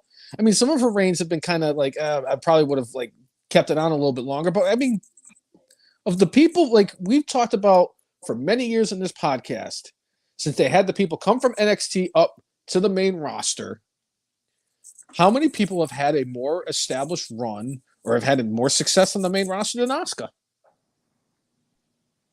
Or Nakamura? I think there aren't many. I mean, you could say Charlotte, Becky, yeah, Bailey. I'll give Bailey that. I have to. I don't even know if I would say. I wouldn't even necessarily say Bailey's beyond Asuka. I'm only going to give her the benefit of the doubt because I still, to this day, have it etched in my brain the tears of sorrow rolling down her cheeks as the wacky waving inflatable Bailey buddy did not inflate at WrestleMania 35 right before her and Sasha lost the tag team titles. I really hope Bailey sticks around in professional wrestling long enough to have a match at WrestleMania against Izzy. I want her to be the one that ends Michael Cole's undefeated streak at WrestleMania. And have that be her last match? No, I don't want her to be her last match. No, what I'm saying is, like, she goes against Izzy, her super fan, from back in her NXT days. Okay. And have her lose to Izzy for her last match. And then, Izzy could have her I love you, I'm sorry moment. Where she super kicks Bailey and ends her career? Yes. Or as Ric Flair ended his career. Yeah, I mean, he only came back like 10 more times. He went on that tour of Australia with Hulk Hogan, brother. Went to Impact Wrestling. And then he went against Greg the Bunny. He had a couple of more matches against Bobby Fish. And then he had a wrestle with Death, and he won. Woo! Then he wrestled with Coke. Then he wrestled with alcohol. And so far, he's beating all of them. But Father Time is coming upon him, and he's no Bobby Fish. His next match might be his last. His pacemaker will get knocked out. He will not be able to plug it back in. He said it in an interview. Yeah, why don't I just die in the ring? I do everything else in the ring. Why don't I just die in there too? No! Rick, no! Part of the reason why I didn't want to get ECW One Night Stand 2006 is because I was still, to this day, I was still convinced that Terry Funk was supposed to die in that ring that night. 17 years later. And that is one of the toughest SOBs that has ever wrestled in the history of the business, too, Terry Funk. Tougher than a $2 steak. Tougher than a $2 steak. It's one of my favorite JR-isms. I've said it before, and I'll say it again. I am convinced the man wants to die in the ring, and he came out and did it in an interview and said that that's what he wants to do. And the fact that Ric Flair still right now is the member of Evolution who has had a match most recently. I think that's going to change shortly. Well, no, because then Ric Flair, because I'm convinced he's going to wrestle Kenny Omega just so he could be the oldest person to have a 5-star match. Because God only knows that Meltzer is so delusional at this point that he would give a 5-star match to anybody or anything that gets in the ring with Kenny Omega. Did the fuck doll get 5 stars with Kenny? 4.5. Tell me he got 4 3/4. Tell me Kenny fighting an inanimate object got just as many stars as Ricky Steamboat and Randy Savage at WrestleMania 3. That's all I need to know. Or Shawn Michaels and The Undertaker at WrestleMania 25. How is Will Ospreay at the age of 30 had a bajillion 5-star matches and Kurt Angle couldn't have any? Kurt Angle. He's a goat. Kurt Angle.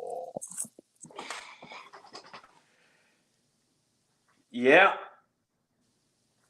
So one thing that did come out of the Saudi show, sounds like John Cena's been dealing with some injuries.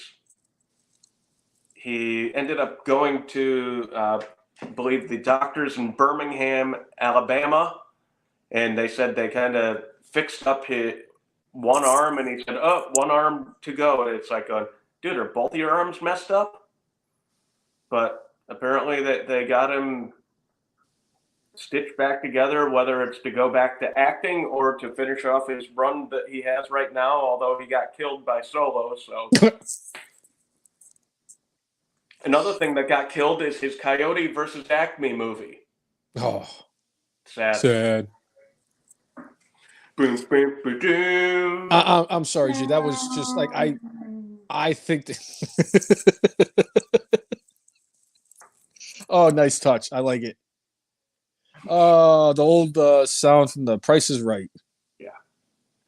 I really enjoyed how they did that, where Solo just absolutely manhandled after everybody. And I even said that Cena was going to win the match. I said they've been touting the fact that Cena hasn't won a singles match in WWE in like 5 years, since like 2018 was the last time he won a singles match in WWE. I said, this is the thing they're going to do. This is the Saudi prince pays, a bajillion dollars just to have WWE show up and do all the stuff there and, get most everybody to watch the shows and everything. John Cena's going to win this match. This is the same dude who wanted the Ultimate Warrior and Yokozuna in the Battle Royal, the greatest Royal Rumble of all time, with 50 people and Titus O'Neil flying under the ring. And everybody knows that the greatest wrestler to ever wrestle, the GOAT of GOATs, who's goated more than GOATs have ever goated in the history of GOATdom, came out as number 50. Yeah. Yeah. And if I'm not mistaken, that was his last match in WWE. I think you're right. How dare they catch the GOAT of GOATs on fire like they did on Wednesday. Bastards. Sad.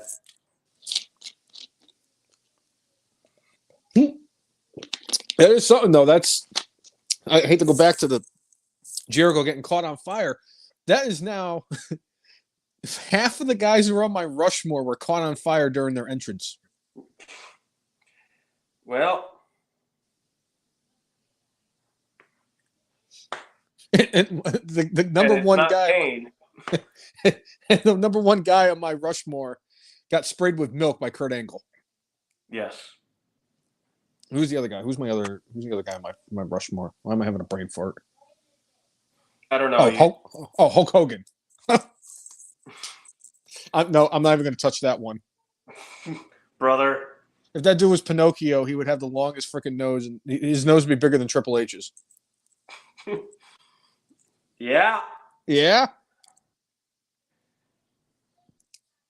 Oh, right. Jay, another thing. We were just talking about all the heel turns between Drew McIntyre and Asuka. Apparently, Asuka, the Santos Escobar, the returning Kairi Sane. How come we haven't mentioned that the Young Bucks apparently turned heel on Wednesday? Oh, must have slipped my mind. Oh, well, anyway. There was that. I didn't have to talk anymore about that. I didn't even know they turned heel. I saw that they're fighting who they're fighting. I looked at this card for Full Gear. Yeah. This is like if a 12-year-old was playing the Fight Forever video game and was putting together a Full Gear card. Well, that's not wrong. It's not, and it's just like, really. I mean, why is MJF wrestling 2 matches again? I completely forgot that MJF was Ring of Honor Tag Team Champions too. Yes. He's the Ring of Honor Tag Team Champions. I am the Ring of Honor Tag Team Champions. There are a couple other things I have to say concerning that.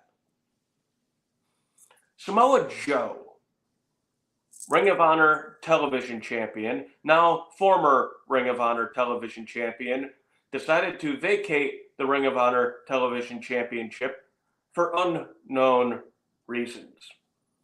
I think they tried to explain it off as he was going for the big one. He was going for the AEW Championship. He already had the title shot. He didn't need to give up the title. It could have been like the Ultimate Warrior versus Hulk Hogan at WrestleMania 6. Champion for champion, title for title, brother. And I know Joe does his best to make the stuff make sense, but it's just not going to. No. Like when the Velveteen Dream had the contract or whatever and didn't go for the NXT title, he went for the North American title. Like, that's still one of our most downvoted video clips out there. And guess what? I was 100% right. It's like when Caval won season 2 of NXT, and instead of getting a world title match like Wade Barrett did, he got an Intercontinental title match and lost. Right. I mean, it's just WWE logic at this point. But I mean, we're talking about AEW. Jesus Christ. I'm so used to like WWE doing this stupid shit that I don't think of like AEW doing the stupid shit, but then they do the stupid shit too. Jay, just remember, not too long ago, Ruby Soho lost to Chris Statlander in a TBS title match. And less than a month later, she was fighting Hikaru Shida for the AEW Women's Championship. Yes. I mean, they had matches recently where I almost said Cesaro. Claudio Castagnoli was fighting for a shot at a singles championship after losing the Ring of Honor World Championship to Eddie Kingston. My Ring of Honor World Heavyweight Champion, Eddie Kingston. I don't understand. Like, okay. Do you believe that Vince McMahon is now booking AEW television? No, I just think that Tony Khan needs to lay off the coke or get somebody else to start booking AEW for him. Okay. It does. I think you had Orange Cassidy as your international champion, probably your most established champion in all of AEW. The one driving force that actually got me to watch Dynamite every single Wednesday was All Atlantic champion Orange Cassidy, or international champion, whatever the hell the title's called now. You build up this thing with him and Moxley. You have Moxley take the title off of him. Then Moxley drops the championship to Rey Fenix after Rey Fenix literally dropped him on his head, not once, but twice. And referee Rich Knox, the only reason he got dropped the second time was because referee Rich Knox had his head so far up his own ass that when he sneezed, it sounded like a fart. Can we call him Dick Knox? You could call him Dick Knox. Yes, Dick Knox. Because we're 7. Yep. But so you have Rey Fenix and an audible win the international championship, to have him drop it to Orange Cassidy a couple weeks later, and now at Full Gear we've come full circle and we're once again having John Moxley fight Orange Cassidy for the International Championship. I am so glad that I've been shunning AEW, Cousin Jay, because I don't think that my brain could actually handle. I can't. I'm trying. I feel like Charlie Kelly. And It's Always Sunny in Philadelphia, where he was working in the mailroom. And he's just going crazy. Like, I haven't had a cigarette, and I couldn't even tell you how long. It's been a while. But, like, trying to comprehend what they're doing with the International All-Atlantic Championship with Orange Cassidy and John Moxley makes me want to have a cigarette. Yeah. Just for the fact that it's either going to burn 5 or 7 minutes off my life. So that's just 5 or 7 minutes. It's better than watching my, like, why? I don't get this whole. I can't. I just can't. Just can't. I can't. You can't do it. I've tried. I gave him the benefit of the doubt for 4 years. I did. I tried. But those douchebags that ruined the super kick and with their exploding sneakers, and the guy who wrestles fuck dolls did absolutely nothing to improve how I feel about AEW. And let's not talk about the cowboy with the butterflies on his pants, who's trying to come off as a badass. I mean, come on, really? This is just embarrassing. This whole card, like, let's just go over the card real quick before we get into our predictions in a little after this. You have MJF defending the Ring of Honor Tag Team Championships against the Ass Boys. Hikaru Shida versus, I couldn't even write. I wrote there's 9 matches on this card. I wrote down all the names for the Royal Rumble.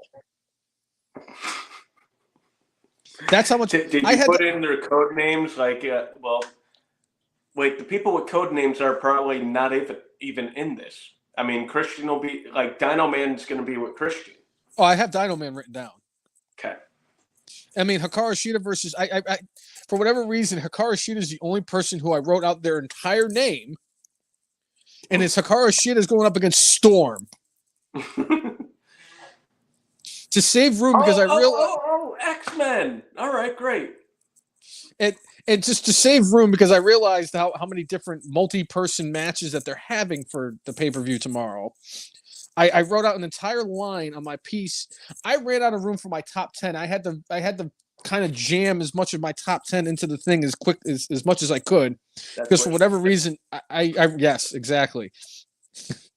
Because I actually wrote out more stuff for this card than I did for my actual 10 things on my list of top 10. And the fact that we have Edge, Sting, and Darby Allin going up against Christian, Nick Wayne, and the Dino Man. Yeah. I had to put OC versus Mox, Paige and Swerve, Jericho and Kenny versus the Bucks. Stop me if we've heard this story before, where it's Kenny and somebody else going up against the Bucks at a pay-per-view. What is this, like a spin, repeat, recycle, whatever the hell it is with the washing machine? Yeah, spin, rinse, sprinkle. Chris Statlander, for some reason, I don't know what's going on with that. Obviously, if I was actually watching, I would know. But Chris Statlander versus Julia Hart versus Sky Blue. Sky Blue's now shooting out Blue Mist. Is she the Blue Meanie's illegitimate child that we don't know about? Hey, it works with the gimmick. MJF and Jay White. Are we going to find out about the Devil tomorrow? And then the tag team match, and almost took up an entire page to write everybody out in this. Starks and Big Bill. Rush in Dralistico, I guess.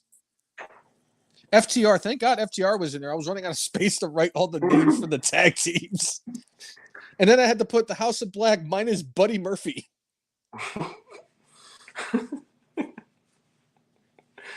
I don't get why Orange Cassidy's fighting Moxley. I don't get that. Why are they dragging out this Swerve and Page thing? I wouldn't be invested in that even if I was watching AEW. MJF and Jay White, I'll admit that would be actually a fun match if I was actually watching. But I could list off a number of things I'd rather do than watch Full Gear tomorrow. but I only do top 10s, not top 100s. But man, Jay, this card is just. Did they try to jam as many people as they possibly can into this thing just to appease people? Yes. We don't get anybody from the Don Callis family. No, we get them fighting. We get the Callis family wrestling against the Men in Black, right? With no deneuralizer, and Kota Ibushi on a bike. We had to see Paul White get slammed on a car, and then Kota Ibushi attacks somebody while riding a bicycle. My God. I don't know why JR stepped away. I would have too. I did. Ugh. Ugh. Yeah. Ugh.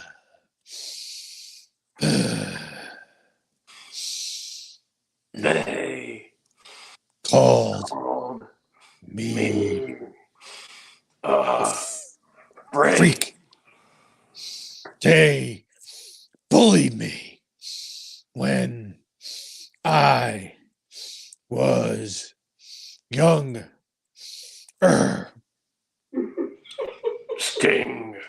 Sting.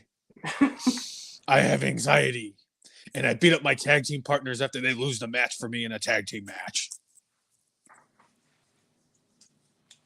The guy who got called up and was going to get a monster push, and then his anxiety, and he no-showed a show. Yeah. Oh, it's beautiful. Yeah.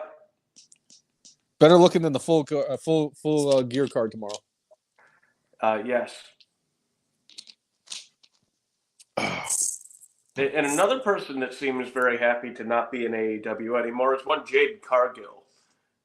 Talking about how, hey, you're not seeing her on TV, but she's cashing her checks. Her big checks. And, WWE, I think, is doing the right thing. Like, clearly, you can see that she's a star, but there's a lot that she needs to work on. Agreed. So they're going to, try to make her as prepared as she can be before she, full-time shows up. Does her thing. They have presented her so well without her even wrestling one single match. She, like I said, she's already a bigger deal in WWE than she ever was in AEW. In AEW, she was Goldberg. Right.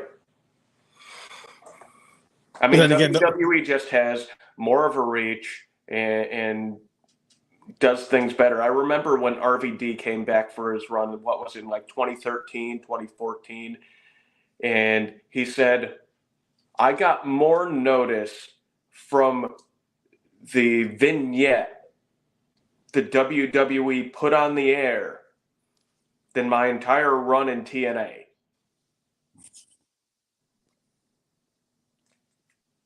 And Jay, at that point, like, TNA was still pulling like 1.5 million viewers every week.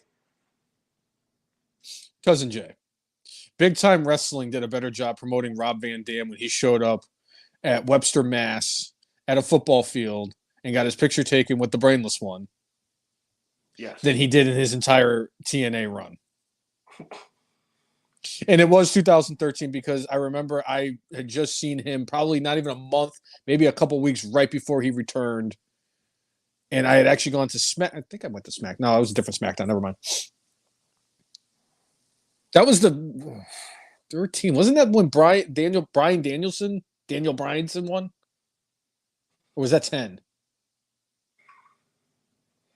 That could have been 10 because he was. Are you talking NXT? Or are you talking WrestleMania? When Bryan Danielson won, or Daniel Bryan won the Money in the Bank. Because he won it at one of the shows. Because I remember it because I was not home. I had gotten a call to pick up one of my friends from work because he needed a ride. And of course, he called right as soon as that match started, which I wanted to see. And I found out because somebody texted me, yo, Daniel Bryan won. And then he cashed in and took the title from the Big Show.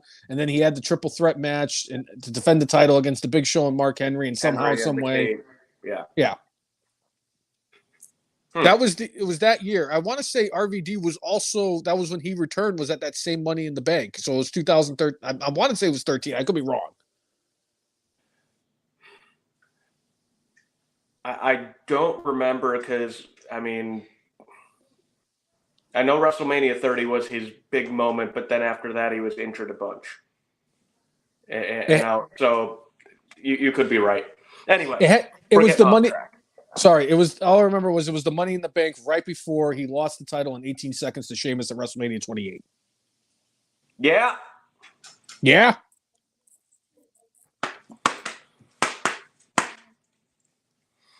One bit of good news, though, that we did get this week. Congratulations, Corey Graves and Carmella, welcoming their first child together. Corey had 3 from when he was married previously, but he and Carmella welcomed their first child into this world. Congratulations to the two of them.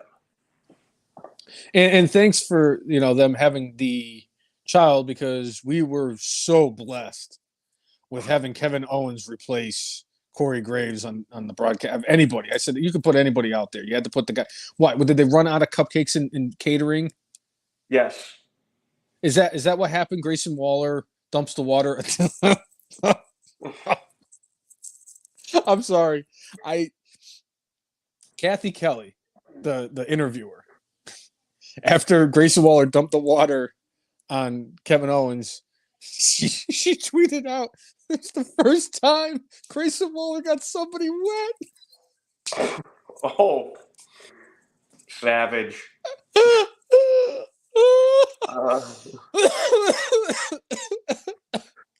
Savage. Oh my God, that was one of the funniest things. He's starting to grow on me, though, Grayson Waller. He is really starting to grow on me. Especially after he said that I couldn't see myself with a 6 that he said about Taylor Swift. And then all the Swifties turned on him. I said, that is some heat right there. Right. But I just, and now Kevin Owens got suspended. So Nick Aldis is like, I could justify it because my announcer shouldn't be attacking my wrestlers. I mean, he was provoked. Somebody stole cupcakes. Exactly. It was Grayson Waller. I saw him do it. He was eating the Hostess cupcakes right in front of him and everything. Yeah. Yeah? Yeah. Yeah. And I heard Ernie ratted him out. I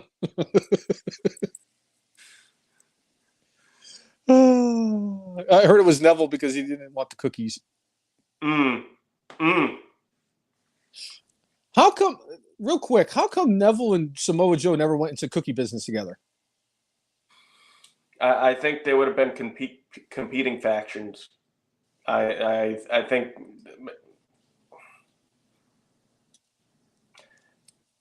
I'm curious to see who would sell more cookies between the two. It's got to be Joe. It's got to be. It's got to be Joe. Got to be Joe. It's got to be Joe. The only person who's ever sold better than Samoa Joe ever did was Shawn Michaels at the SummerSlam 2005. And that's because nobody else in AEW could sell a ice cold bottle of water to a man dying of thirst. Hey, pal. Hey, pal. Kenny don't sell. All right. What do you got next, Brainless one? Anything?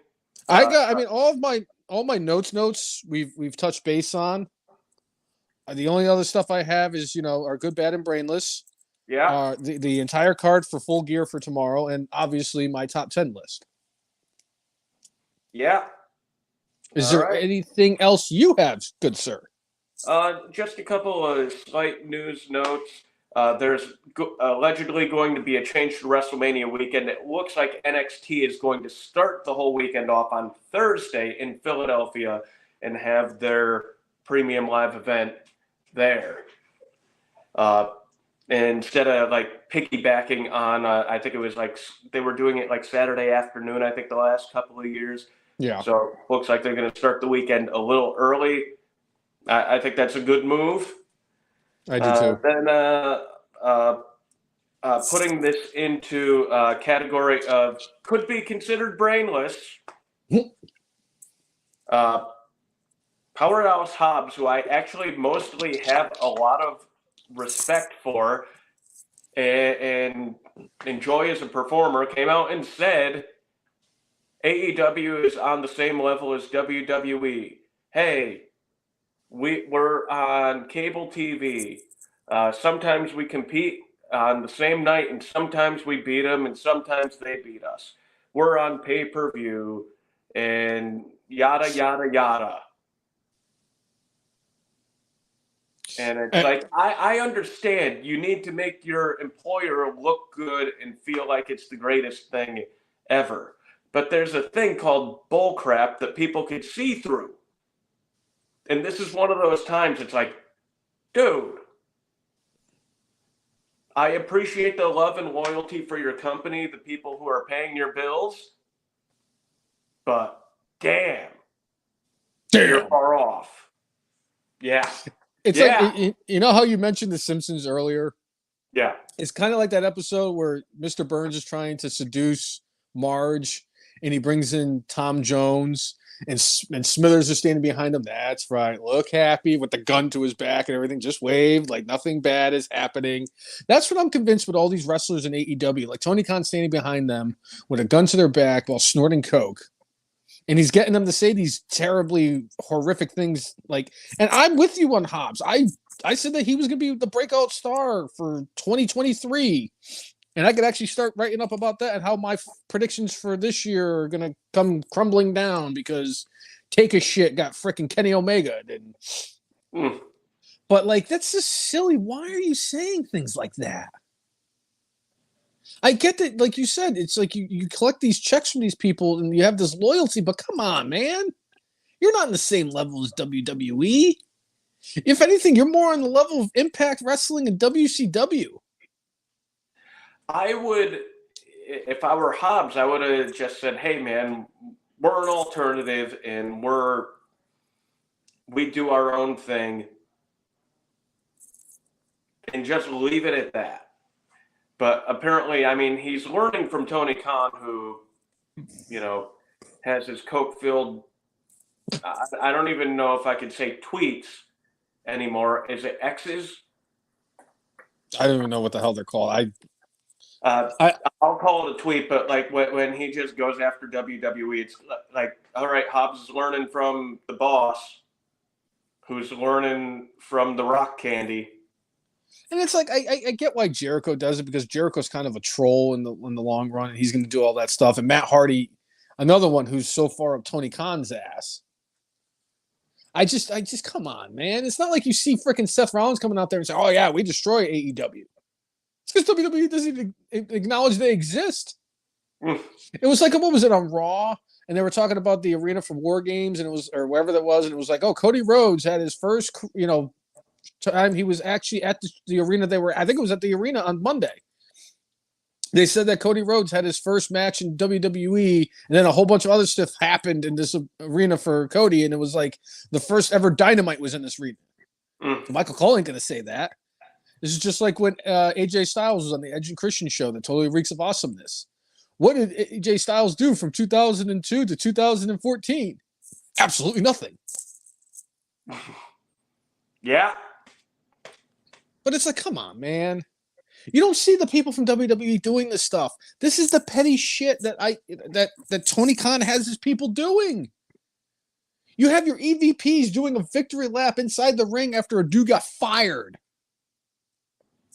Are you kidding me? If the EVPs were doing that in WWE, you don't think Vince would have shit canned them? That's the difference between when you actually have a businessman running a business the way he is, and when you have a super fan coked out of his mind trying to live the same life that Herb Abrams lived back in 1990.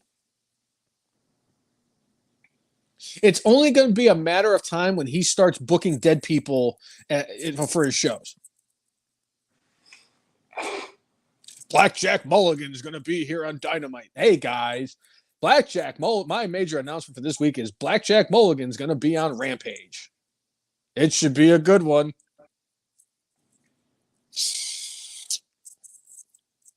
Yeah.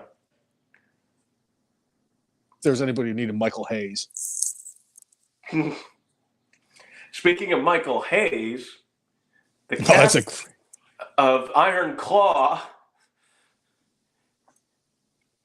apparently they would actually like to get into a legit wrestling ring and have a legit wrestling match.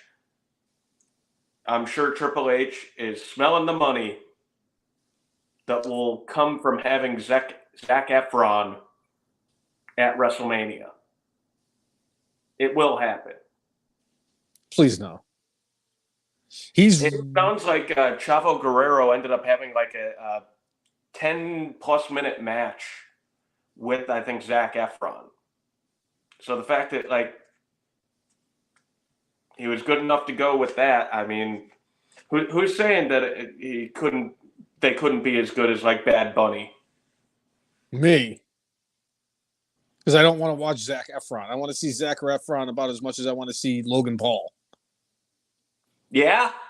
Zac Efron just does nothing. He's basically George Clooney, where he's just got the same facial expression and the same tone and demeanor no matter what his character is.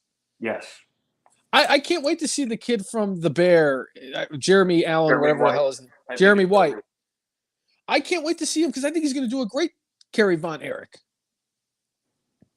And I'm glad that you brought up the Iron Claw movie, and also when you said that there was a lot that, this was up there for Brainless. Was there a lot for Brainless, or was it just me? Well, quite honestly, there are several things that were on my list for Brainless. So this one has to get some consideration, but it didn't get it for me this week. So MJF, who everybody knows is part of this Iron Claw movie. He's been touting that I'm an executive producer. Great. I'm actually glad that you're an executive producer because that's a good thing for you to have, especially because at your age and what you've been able to establish yourself with, you're putting yourself out there and you're trying to expand your brand and do other things. So he's been sitting there touting this movie.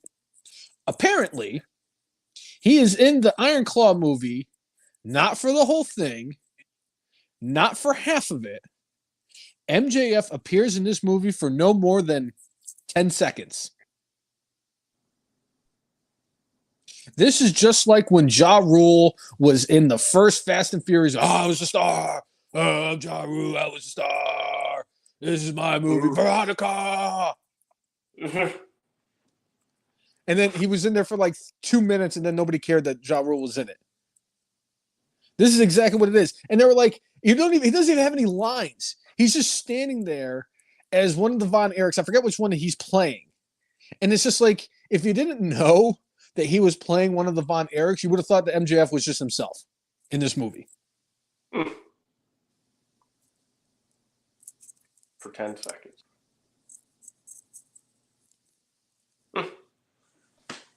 All right. Which is about as long as Santino lasted in the Royal Rumble. I wasn't ready. I wasn't ready. But yeah, that got some consideration. I have a couple of things for my Brainless. I gave an honorable mention in my actual Brainless this week.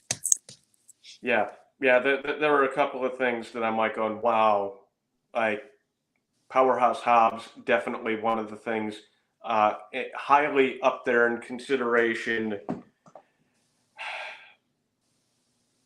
3 heel turns in WWE in less than a week. I mean, NWA messing up their deal with CW. And it's incredible that we have this list, because this kind of segues into what my list includes. And I have one hell of a top 10 list for this week, Cousin Jay. What is your top 10 list this week? Brainless. Well, I actually came up with this list after I wrote down my good and bad and Brainless, because I had my Brainless and I wrote it down, and then I added something else. And then I thought about what Powerhouse Hobbs said. Then I heard about what MJF was doing in the movie and all this stuff. And I said, there's a lot of Brainless. And it got me thinking, especially after Becky Lynch's performance in Jeopardy. Am I really the Brainless one? Or is there other people out there who could potentially be the Brainless one? So I'm glad that this happened, because it got me thinking. And for this week, for my top 10, I came up with the top 10 people who are more brainless than the brainless one. All right. I know you've been waiting for a long time for a list like this, Cousin Jay. I mean, I wasn't sure where this list was going to come from this week. I wasn't sure if it was going to be the top 10 people you want to see Tony Khan sign at Full Gear. I wasn't sure if it was going to be the top 10 announcements that are not exciting that Tony Khan could possibly make in the next decade or the next minute that you would be less excited about than anything. I mean, like I said earlier, his next announcement is that water is wet. Thank you for that. I now have my top 10 list for next week will be Tony Khan announcements. Yes. Future announcements, just like the future lies of Hulk Hogan. But let's get to this week. Yeah. The top 10 people more brainless than the brainless one. Number 10, Becky Lynch on Jeopardy. Yeah. Yeah. Number 9, Santino Marella during Tea Time with Santino. Because he just kept putting his foot in his mouth every time with Sheamus, and it was just classic. I had to put that in there just because it's Tea Time with Santino and it's excellent. Yes. Number 8, McDonald's employees. Now, not too many people know this, why this is on my list. And Cousin Jay does, because I sent it out this earlier. So this morning I was running for DoorDash, and I was at McDonald's, and it happened to be my first stop of the day. And I rolled up, and a lot of people might know this, but the McRib is back. At least here in Hampton Roads. I don't know if it's like, if they do it like different areas or nationwide or whatever it is, but the McRib is back. And luckily for me, I'm glad that the people at the McDonald's, I'm not going to say specifically which one, I'll tell you it was in Newport News. And it really makes me question the intelligence of the people in Newport News and the education system here in Newport News. But they said the McRibs is back. McRibs, pluralized, is back. Now, Cousin Jay, I know that you and I have discussed this at great length about the fact that I went and got my education from Bristol Eastern High School. The diploma is somewhere in this house. I don't know where it is. It's probably, somewhere where it should be, in the trash or the toilet or something like that. But I'll tell you what, that sign made me feel smart. And that says a lot. So McDonald's employees is number 8 on my brainless. Number 7, Virginia drivers. Okay. I really don't even need to go into any more detail because they're just... I've seen so many times when an emergency vehicle is going down the street and not a single person knows what to do when an emergency vehicle is coming with the lights on and the horns flat, going off. It's sad. Sad. I'm convinced that if you were born and raised in Virginia and you got your driver's license, that all you have to do is turn in 50 cereal box tops to get a driver's license. Number 6, Tony Khan. Cocaine-filled or non-cocaine-filled or both? Yes. Yeah. Number 5, Dave Meltzer. How you can give Kenny Omega 309 5-star matches and not one to Kurt Angle is just embarrassing. The fact that Dino Man was actually included in a 5-star match and not Kurt Angle is just embarrassing. The fact that Steamboat and Savage from WrestleMania 3 is not a 5-star match and it has the same star ratings as Kenny and the Blow-Up Doll. Dave Meltzer is 5 because he's not part of the solution. He's part of the problem. Number 4, and I really need to know who is who in this one. Who was the person who was behind the Ezekiel decision? Hey, pal. When they ruined Elias and made him Ezekiel. When they made him Cousin Larry from Perfect Strangers. Number 3, if you like Tony Khan at 6, you got to love the fact that Shad Khan, his dad, is number 3. Because anybody who would give his... what's the word I'm looking for? Chaotic, loose cannon of a son, a shit ton of money so he can go out and play real wrestler, or play with his real life action figures and book it wrestling like it's just terrible? Shad Khan, you're number 3. Number 2, the left. How 80-something million people can vote for a man who has dementia as our president. I have to question that. I'm not saying that the other side is right because it's between the dementia patient or the angry Cheeto to run our country. For the love of God, Dwayne, if you're listening to me, please run for president in 2024. Because The Rock would win and he would lay the smackdown on both of their candy asses. I would love to see a debate with The Rock, and if he pulled out, it doesn't matter what your name is. To any of them. It doesn't even matter who. I'd laugh my ass off if we did it to Nikki Haley. Who? Or if he did it to, Chris Christie. Could you imagine Chris Christie going up against The Rock? Oh my God, I'd pay money for that. That would be the greatest thing ever. The Rock versus Chris Christie versus Triumph the Insult Comic Dog. Yes. Chris Christie falls to the stage. I still think about it and it makes me crack up. Just randomly, I think about him falling through the stage and it makes me almost pee myself. But Cousin Jay, that is 2 through 10. Would you care to venture a guess who is the most brainless of all the brainlesses that are more brainless than the brainless one? If you know me as well as you do, if you had to take a guess. I mean, I think I got to go with the Bucks. Close. It is a football team, but not the Bucks. See what I did there? And it's not even a football team. It's a fandom of a football team, and that goes to New York Jets fans. I don't understand. You grow up in life, more likely than not, in the New York metropolitan area of either New York, Connecticut, somewhere around there, New Jersey, and you make the conscientious effort to root for a football team, and you decide on the New York Jets. And the fact that this team has not won a Super Bowl in more than half a century, when you have a better team, a much better team that wears blue, even though they're not really the better team right now because they're not blue, they're just making me blue. And they did lose to the Jets. Why? You know, I wanted the Don Bosco kid to win that game in the worst possible way. I really wanted Don Bosco's finest to absolutely win that game, to get his first career win in the Meadowlands against the Jets. And they ruined it for me. They ruined it. But yes, any group of any human being that could actually come out there and say, hey, I want to root for a football team. I'm going to root for the Jets.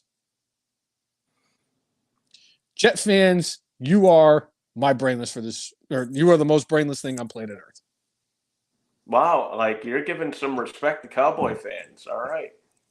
And Yankee fans.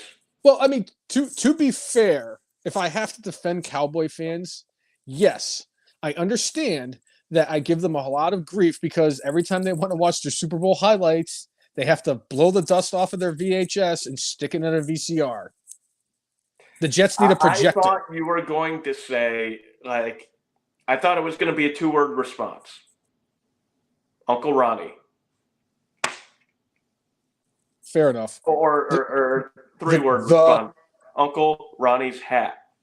The koozie.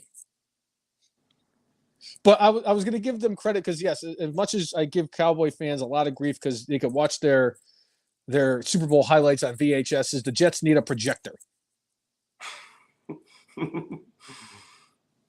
They literally have to blow the dust off of their Super Bowl highlights, whatever the hell it is, real. Chris Brown chiming in. I'm going to be a fan of a guy who sat in the fucking dark before deciding to sign with us. He's not wrong. Oh, Aaron Rodgers. Dark again. He brings the darkness. He should come out to Baron Corbin's old song. Yeah. I bring the darkness. I'm not. Oh, no.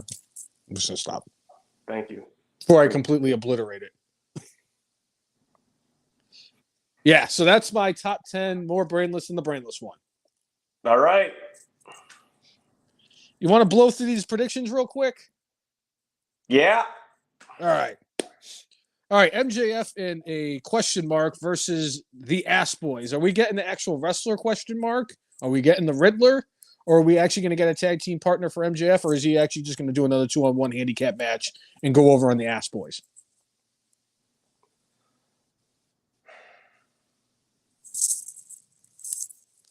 I think the Ass Boys win. Unless Adam Cole is revealed to be the devil,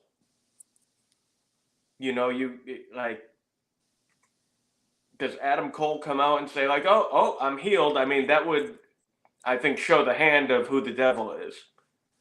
But I don't know. I'd say the Ass Boys win this match. Ass Boys. I agree. What if it's Danhausen is MJF's partner? Oh, that would be. I would actually tune in for 0 Dark 30 or whatever the hell the pre-show is called just to watch that. But I would have to have confirmation that Danhausen ends up being his tag team partner. Chris Brown also going with the Ass Boys. Honestly, that would be the greatest swear. I would die because I don't think there's anybody, as much as he is a face right now, I don't think MJF hates anybody more than he hates Danhausen. That would be, I would cry. I would laugh so hard. The only person who I wrote out their entire name for this entire card, Hikaru Shida, defending I think she's still the women's champion. I don't even know. I mean, they probably did a hot potato at the title. I don't know. And she's going up against timeless Toni Storm. Well, I'd like to say that Hikaru Shida has not had the title long enough to take it off her. And I would probably be wrong, but I'm going to say that Shida retains. Oh, okay. I'm going to go. I'm going against my better judgment here. Chris Brown saying Toni Storm. I agree with Chris Brown. I think it's going to be Toni Storm. They've been booking her way too good. They completely ruined Luther. They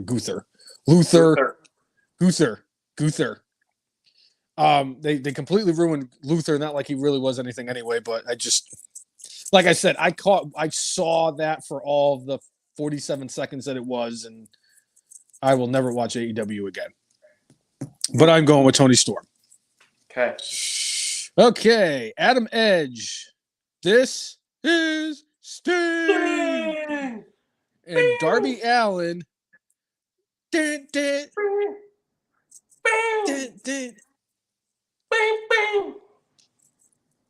Real quick, they need to bring back Gary Michael Capetta for Sting's last match. I agree. Okay. Tony Khan is not against doing that.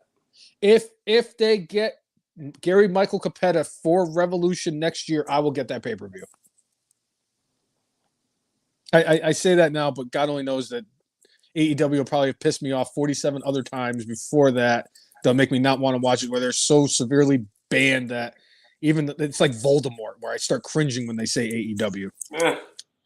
But their opponents, the greatest TNT champion of all time, Christian Cage, generic name Nick Wayne, and the Dino Man.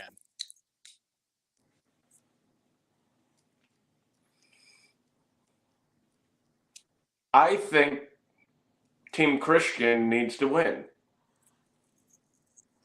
Because as much as I don't think losing would hurt him,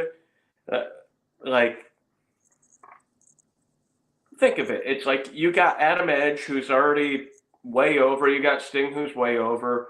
And you got Walmart Jeff Hardy. And I don't think he needs a win. Like, the only win that he'll need to, cast off with is when he and Sting have a match at Revolution. So I'm going with Christian and Dino Man. That is Nick Wayne, because he's a good boy. I'll tell you right now, that's one hell of a compelling argument, Cousin Jay. And it's because of that argument that I have to disagree with you, because as much as it looks, because I agree, Christian Cage, Nick Wayne, and Dino Man need this win more than Team Adam Edge with Sting and Darby need. But I'm sorry, I could see them booking Edge and Sting and all them to win, so I'm going with them. And beyond that, I believe this is going to be one of those matches where any time that Christian is in the ring and Edge gets tagged, he's going to tag out, and yeah. I'll even go one further. Not only do Edge and all them win, Dino Man eats the pin. Okay. All right. For the International Championship, Orange Cassidy versus John Moxley. I think this is a repeat. The plumber wins. I'm going to put that as my lock of the night. Double lock. Moxley wins. All right, Chris Brown saying Sting, Copeland, Allen wins, and saying Plumber Mox wins. Hangman Adam Page versus Swerve Strickland.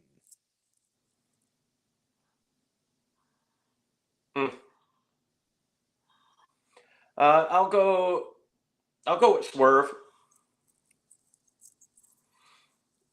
I agree. I think it's been interesting what they did where at the independent show they had Page come in, do a run in and beat the crap. Well, they had a brawl between the two of them, but I'll go with Swerve. I think this is Swerve's chance and opportunity, and after he does this, he might be the one next in line to go up against MJF. Or whoever the AEW World Champion is. Yeah. Just like the match 2 matches ago. All right, Chris Brown saying Page wins. Okay. The golden Page. The Winnipeggers versus the Winnipeggers versus the Winnipeggers versus the guys who get pegged. The Bucks. I'm sorry, Jay. I am just going to completely take myself out of this because I can't. Trying to pick a match with a winner between Kenny Omega and the Bucks, I just can't do it. This is like trying to pick a winner between the Mets and the Yankees. I just can't do it. I hope both teams lose. Like if the Jets went against the Cowboys in the Super Bowl? If somehow the Eagles and the Cowboys were to play in the Super Bowl, I would just probably shoot myself. Because it's the two most obnoxious, annoying, and pieces of shit fan bases in all of professional sports having their teams go at it for a championship, which isn't going to happen because that would require the Cowboys actually making it past the second round of the playoffs. Chris Brown saying going with the lesser of two evils, Jericho and Omega.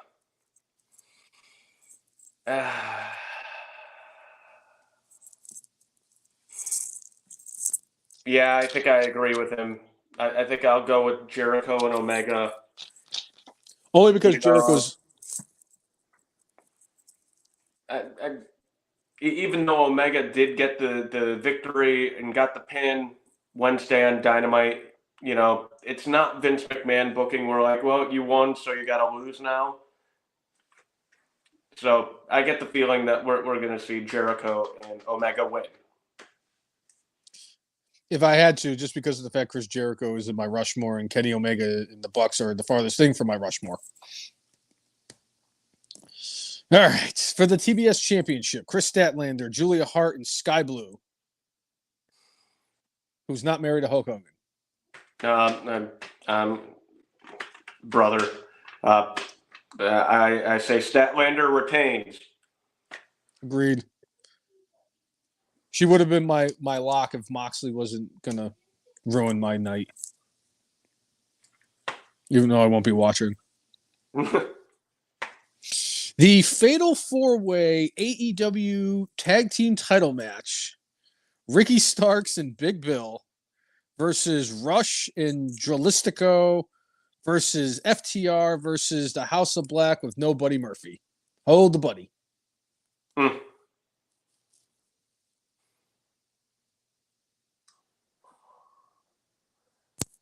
I think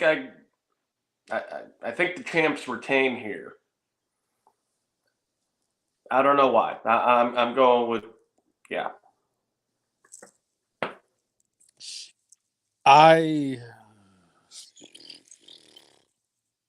it feels too soon. It still feels too soon. I know that Tony Khan doesn't care about too soon, but look, I want to say that they're going to try to do something with the new, not really the new, but the old but now new faction of whatever the guys are with Rush and Dralistico and yeah, the guy who was in the old Spooky Pals, who was Negative One's favorite wrestler, Preston Vance.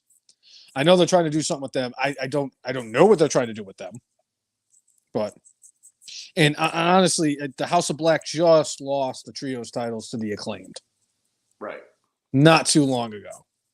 Nothing against Brody King and Malachi Black getting a tag team title match because they're going to be fun to watch as a tag team, but I'm going to go with FTR. Chris Brown agrees with you. He they're also agreed with us about Chris Statlander in the TBS title match. They're gonna book FTR versus the Young Bucks once again, and I'm gonna puke. He's gonna puke. He's gonna puke. And for the AEW, the big gold belt or whatever it's whatever MJF calls it, Triple B. Yeah. Which sounds like a show that Guy Fieri hosts on the Food Network. Yes. MJF versus Jay White. MJF wins this. Like he's going to keep that title until Nassau Coliseum at least. Yeah, I agree. Do we see the devil? Yes. And if we do, I don't think the devil. I think the devil is going to be much like the Black Scorpion, continuing tease one Maxwell Jacob Friedman until the devil unveils himself at the stroke of midnight on the 30th of December. Oh wait, that's not quite the new year, but I didn't know where you were going with that. I could have swore you could have went a number of different directions. It was either that or he was going to do a magic show. Well, the devil may do a magic show. If the devil does the magic show, and that's all he does for tomorrow and distracts MJF or Jay White or whoever it is. Yes. Does that confirm that Ric Flair is the devil? I would say that it might, and it would possibly get mark out moment of the year for me. Anybody who would pay homage to Clash 13 in that way would really take themselves up several notches in my book. And if Tony Khan booked a magic show, I might have to reevaluate my thoughts on whether or not he's Booker of the Year. No, he's never going to be Booker of the Year for me. If he does a magic show, he might get Booker of the Year for me. He'd have to be on some serious coke to do a magic show. And if they can make anybody disappear, please let it be the Bucks. Sting. This is Sting. All right, those are predictions. Yeah. Is there any other notes that you have there, Cousin Jay? I don't think anything else, but wait. Couple of things here. Montez Ford won a bodybuilding competition. Good for you, dude. Apparently he's been dealing with body dysmorphia and always was kind of looking at his body like, oh, this isn't, this is jacked up. This is jacked up. It's like the dude's always looked in shape, but has actually had issues with it. But went out and worked his tail off and won a competition. So good for him. I love that dude. Main event Montez, baby. That's right. WWE and Panini have reached a settlement, and Panini was that group that was selling WWE cards and some other paraphernalia. And I think WWE, like, yeah, you're not living up to our expectations. We're terminating our contract. And then they sued them for breach because they were still selling stuff. Now, right now, Panini is still selling that WWE merchandise. So whatever settlement they came up with allows them to continue selling licensed WWE merch. So there's that. Merchandising. I don't know if Jerry McDevitt was a lot part of that. They would have won if they did. Well, clearly, I mean, the fact that Panini settled with them, that means they paid WWE something. Yeah. So, Well, my fat brainless ass thought you were talking about sandwiches. yeah. Even though I do remember Panini is the trading card of WWE back in the day. All right. And it said that Roman Reigns wrestled a grand total of 11 matches in 2023, and there are no matches on his horizon, which is down from, I think he was somewhere around 50 something last year, 52 in 2022. So, hey, I mean, good for him on kind of not wrecking his body by working 200 days a year and taking a whole bunch of bumps. He at this point, he's kind of earned it. It kind of sucks that the championship is not there very often, but there's that. And that promo he cut on Brock Lesnar as the part-time champion sure has not aged well for him. Right. I had to mention that. I'm sorry. And then the last thing, Coach has been doing some rounds and doing some interviews, and he talked about how he will never, ever go back to WWE. And basically what happened is, Vince brought him back, and the way Coach describes it is he knew it was going to be like kind of a short-termish thing, but Vince wanted him to come back to do XFL stuff. So they're flying Coach from like across the country to do like the pregame show for XFL because I guess Vince really trusted him, this, that, and the other thing. And apparently when Coach went to cash his check, it bounced. And then when he called them to get it straightened out, the person, I guess, on the other side of the line, ooh, that's a lot of money. He's like, yeah, it is a lot of money. And my guess is he was getting paid out of XFL money, and there probably just wasn't money in there. But the way Coach was trying to frame the argument is like, well, WWE and the XFL, they were interconnected companies, and, Vince probably has that like in a couch cushion at his house that he could have just paid me, and he didn't pay me. So, he's like, I'd shown loyalty for 20 years to that man and to that company, and to be disrespected like that, I'll never go back. That was another one that got some consideration for my Brainless for this week. Yeah. A lot of different people had that opportunity this week. Oh, yeah. The bar was high. The bar was set high for the Brainless and the bad this week. Yeah. So, yeah. All right, I guess it's that time. It's that hell of a segue right there, Cousin Jay, because it appears that it is time for the good, the bad, the Brainless. Yeah. So, Cousin Jay, what do you have for your good for this week, since we were just been absolutely annihilating everything for Brainless? This was something that we didn't mention. It was my favorite little bit of the week.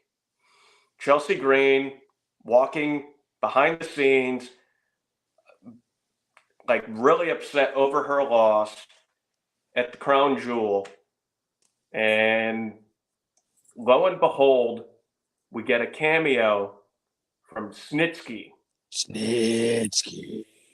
Who says, "It's not my fault." And then punted a baby. I just sat there and I was like, Snitsky, it's not your fault. And then, of course, I had to go to the clip of Snitsky punting the baby. So good. But that little bit just made me crack up. It's like hey, it's been like 15 years since he's been with the company, and he had a nice looking flowing beard. Thank God he brushed his teeth too. Yeah, they look much better than they used to. That was when he was in ECW. But that's one hell of a call. I was glad to see Snitsky too. I popped for that.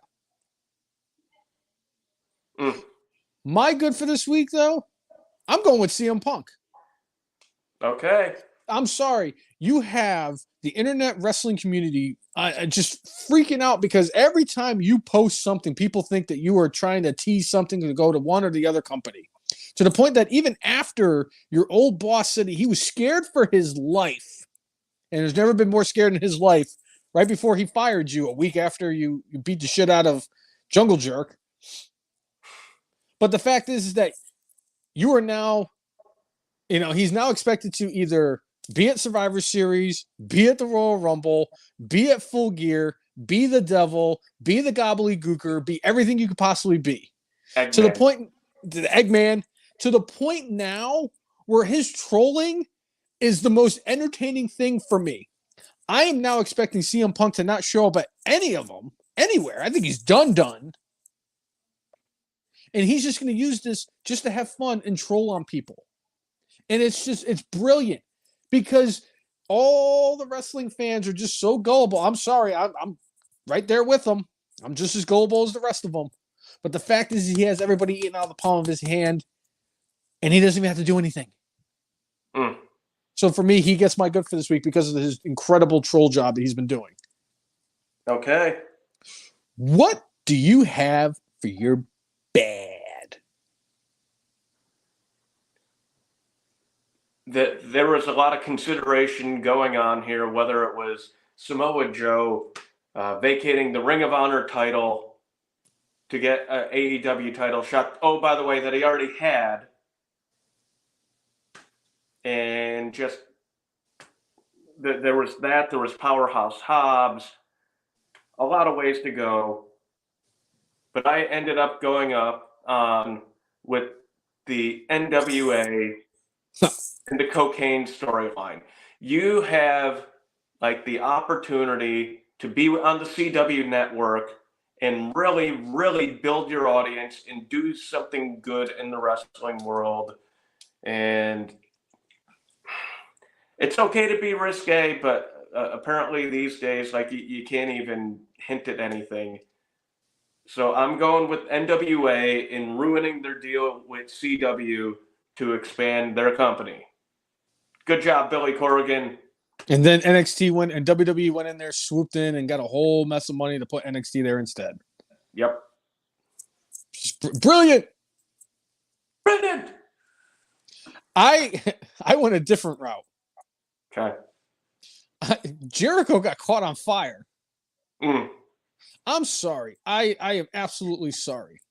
In AEW, in terms of it, there's the only star that's bigger name-wise in AEW than the GOAT of GOATs, who has goated more than GOATs have ever goated in the history of GOATdom, is none other than F. Marks Hall of Famer Sting.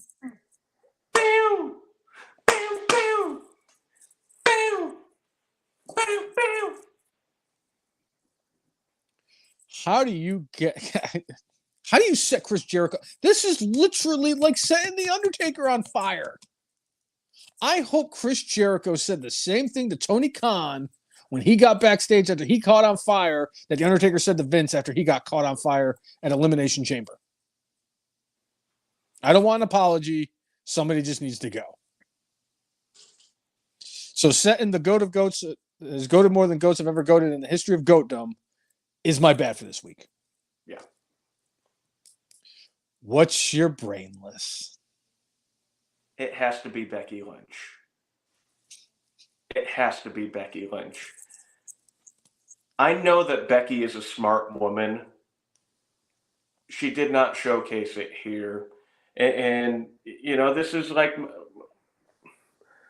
when they talk about wrestlers and wrestling fans being dumb, this didn't help.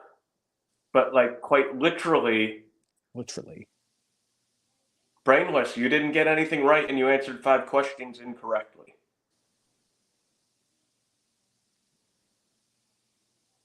Becky Lynch, you get my brainless. Like I've said before, and you have confirmed it to me, nobody is excluded from good, bad, and brainless. And when it comes to brainless, when you don't use your brain properly, I'm sorry, Becky Lynch. It really pains me to say this because I am such a huge fan of yours, but you get my Brainless for this week. Honorable mention to the person at McDonald's who couldn't put a comprehensible sentence together to showcase the return of one of the most hideous sandwiches in the history of fast food.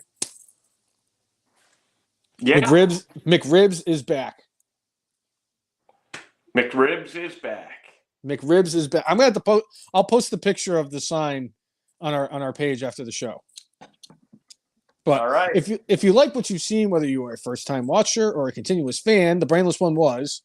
Make sure you like us on Facebook, follow us on Twitter X, follow us on Instagram, and subscribe to us on YouTube at the letter T, the letter H, the letter E, the letter F, the letter N, MARKS, the F and Marks. If you like, follow and subscribe to us, we will do the same back. That has always been our mantra, and make sure you set up notifications so that when we go live, you will be notified that we are live, so you can join in the conversation for our favorite sport that we all love to hate. The New York Jets. Yeah, and make sure you give us a good old subscribe there on Spotify. That way you can take us on the road with you. But, you know, being able to tune in, whether it's on YouTube, whether it's on the Facebooks, you know, get those notifications so that you'll be able to join in every week. Yeah? Yeah. Good shit. Just like LA Knight in his performance at Saudi Arabia. Yeah. Yeah, I guess that is it. Nothing left to talk about. There is just one more thing to talk about. What's that, Curtis Axel?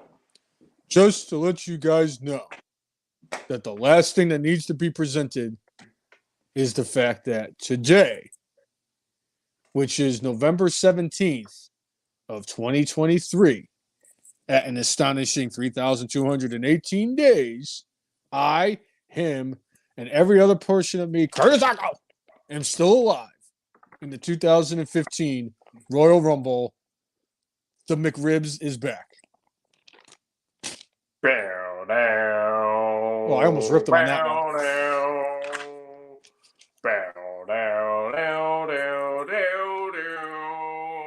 I wonder what Curtis Axel, as during his Axelmania era, I wonder if he would lie as well as the Hulkster does.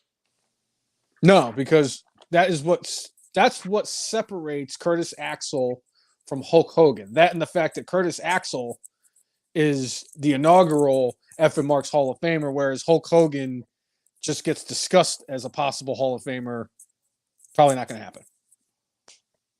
Yeah. Don't rule it out, though. Never say never, I guess. All right. So for episode 336 of everyone's favorite wrestling podcast, the F and Marks. I'm Jay, and he is... The Brainless one was. Yeah.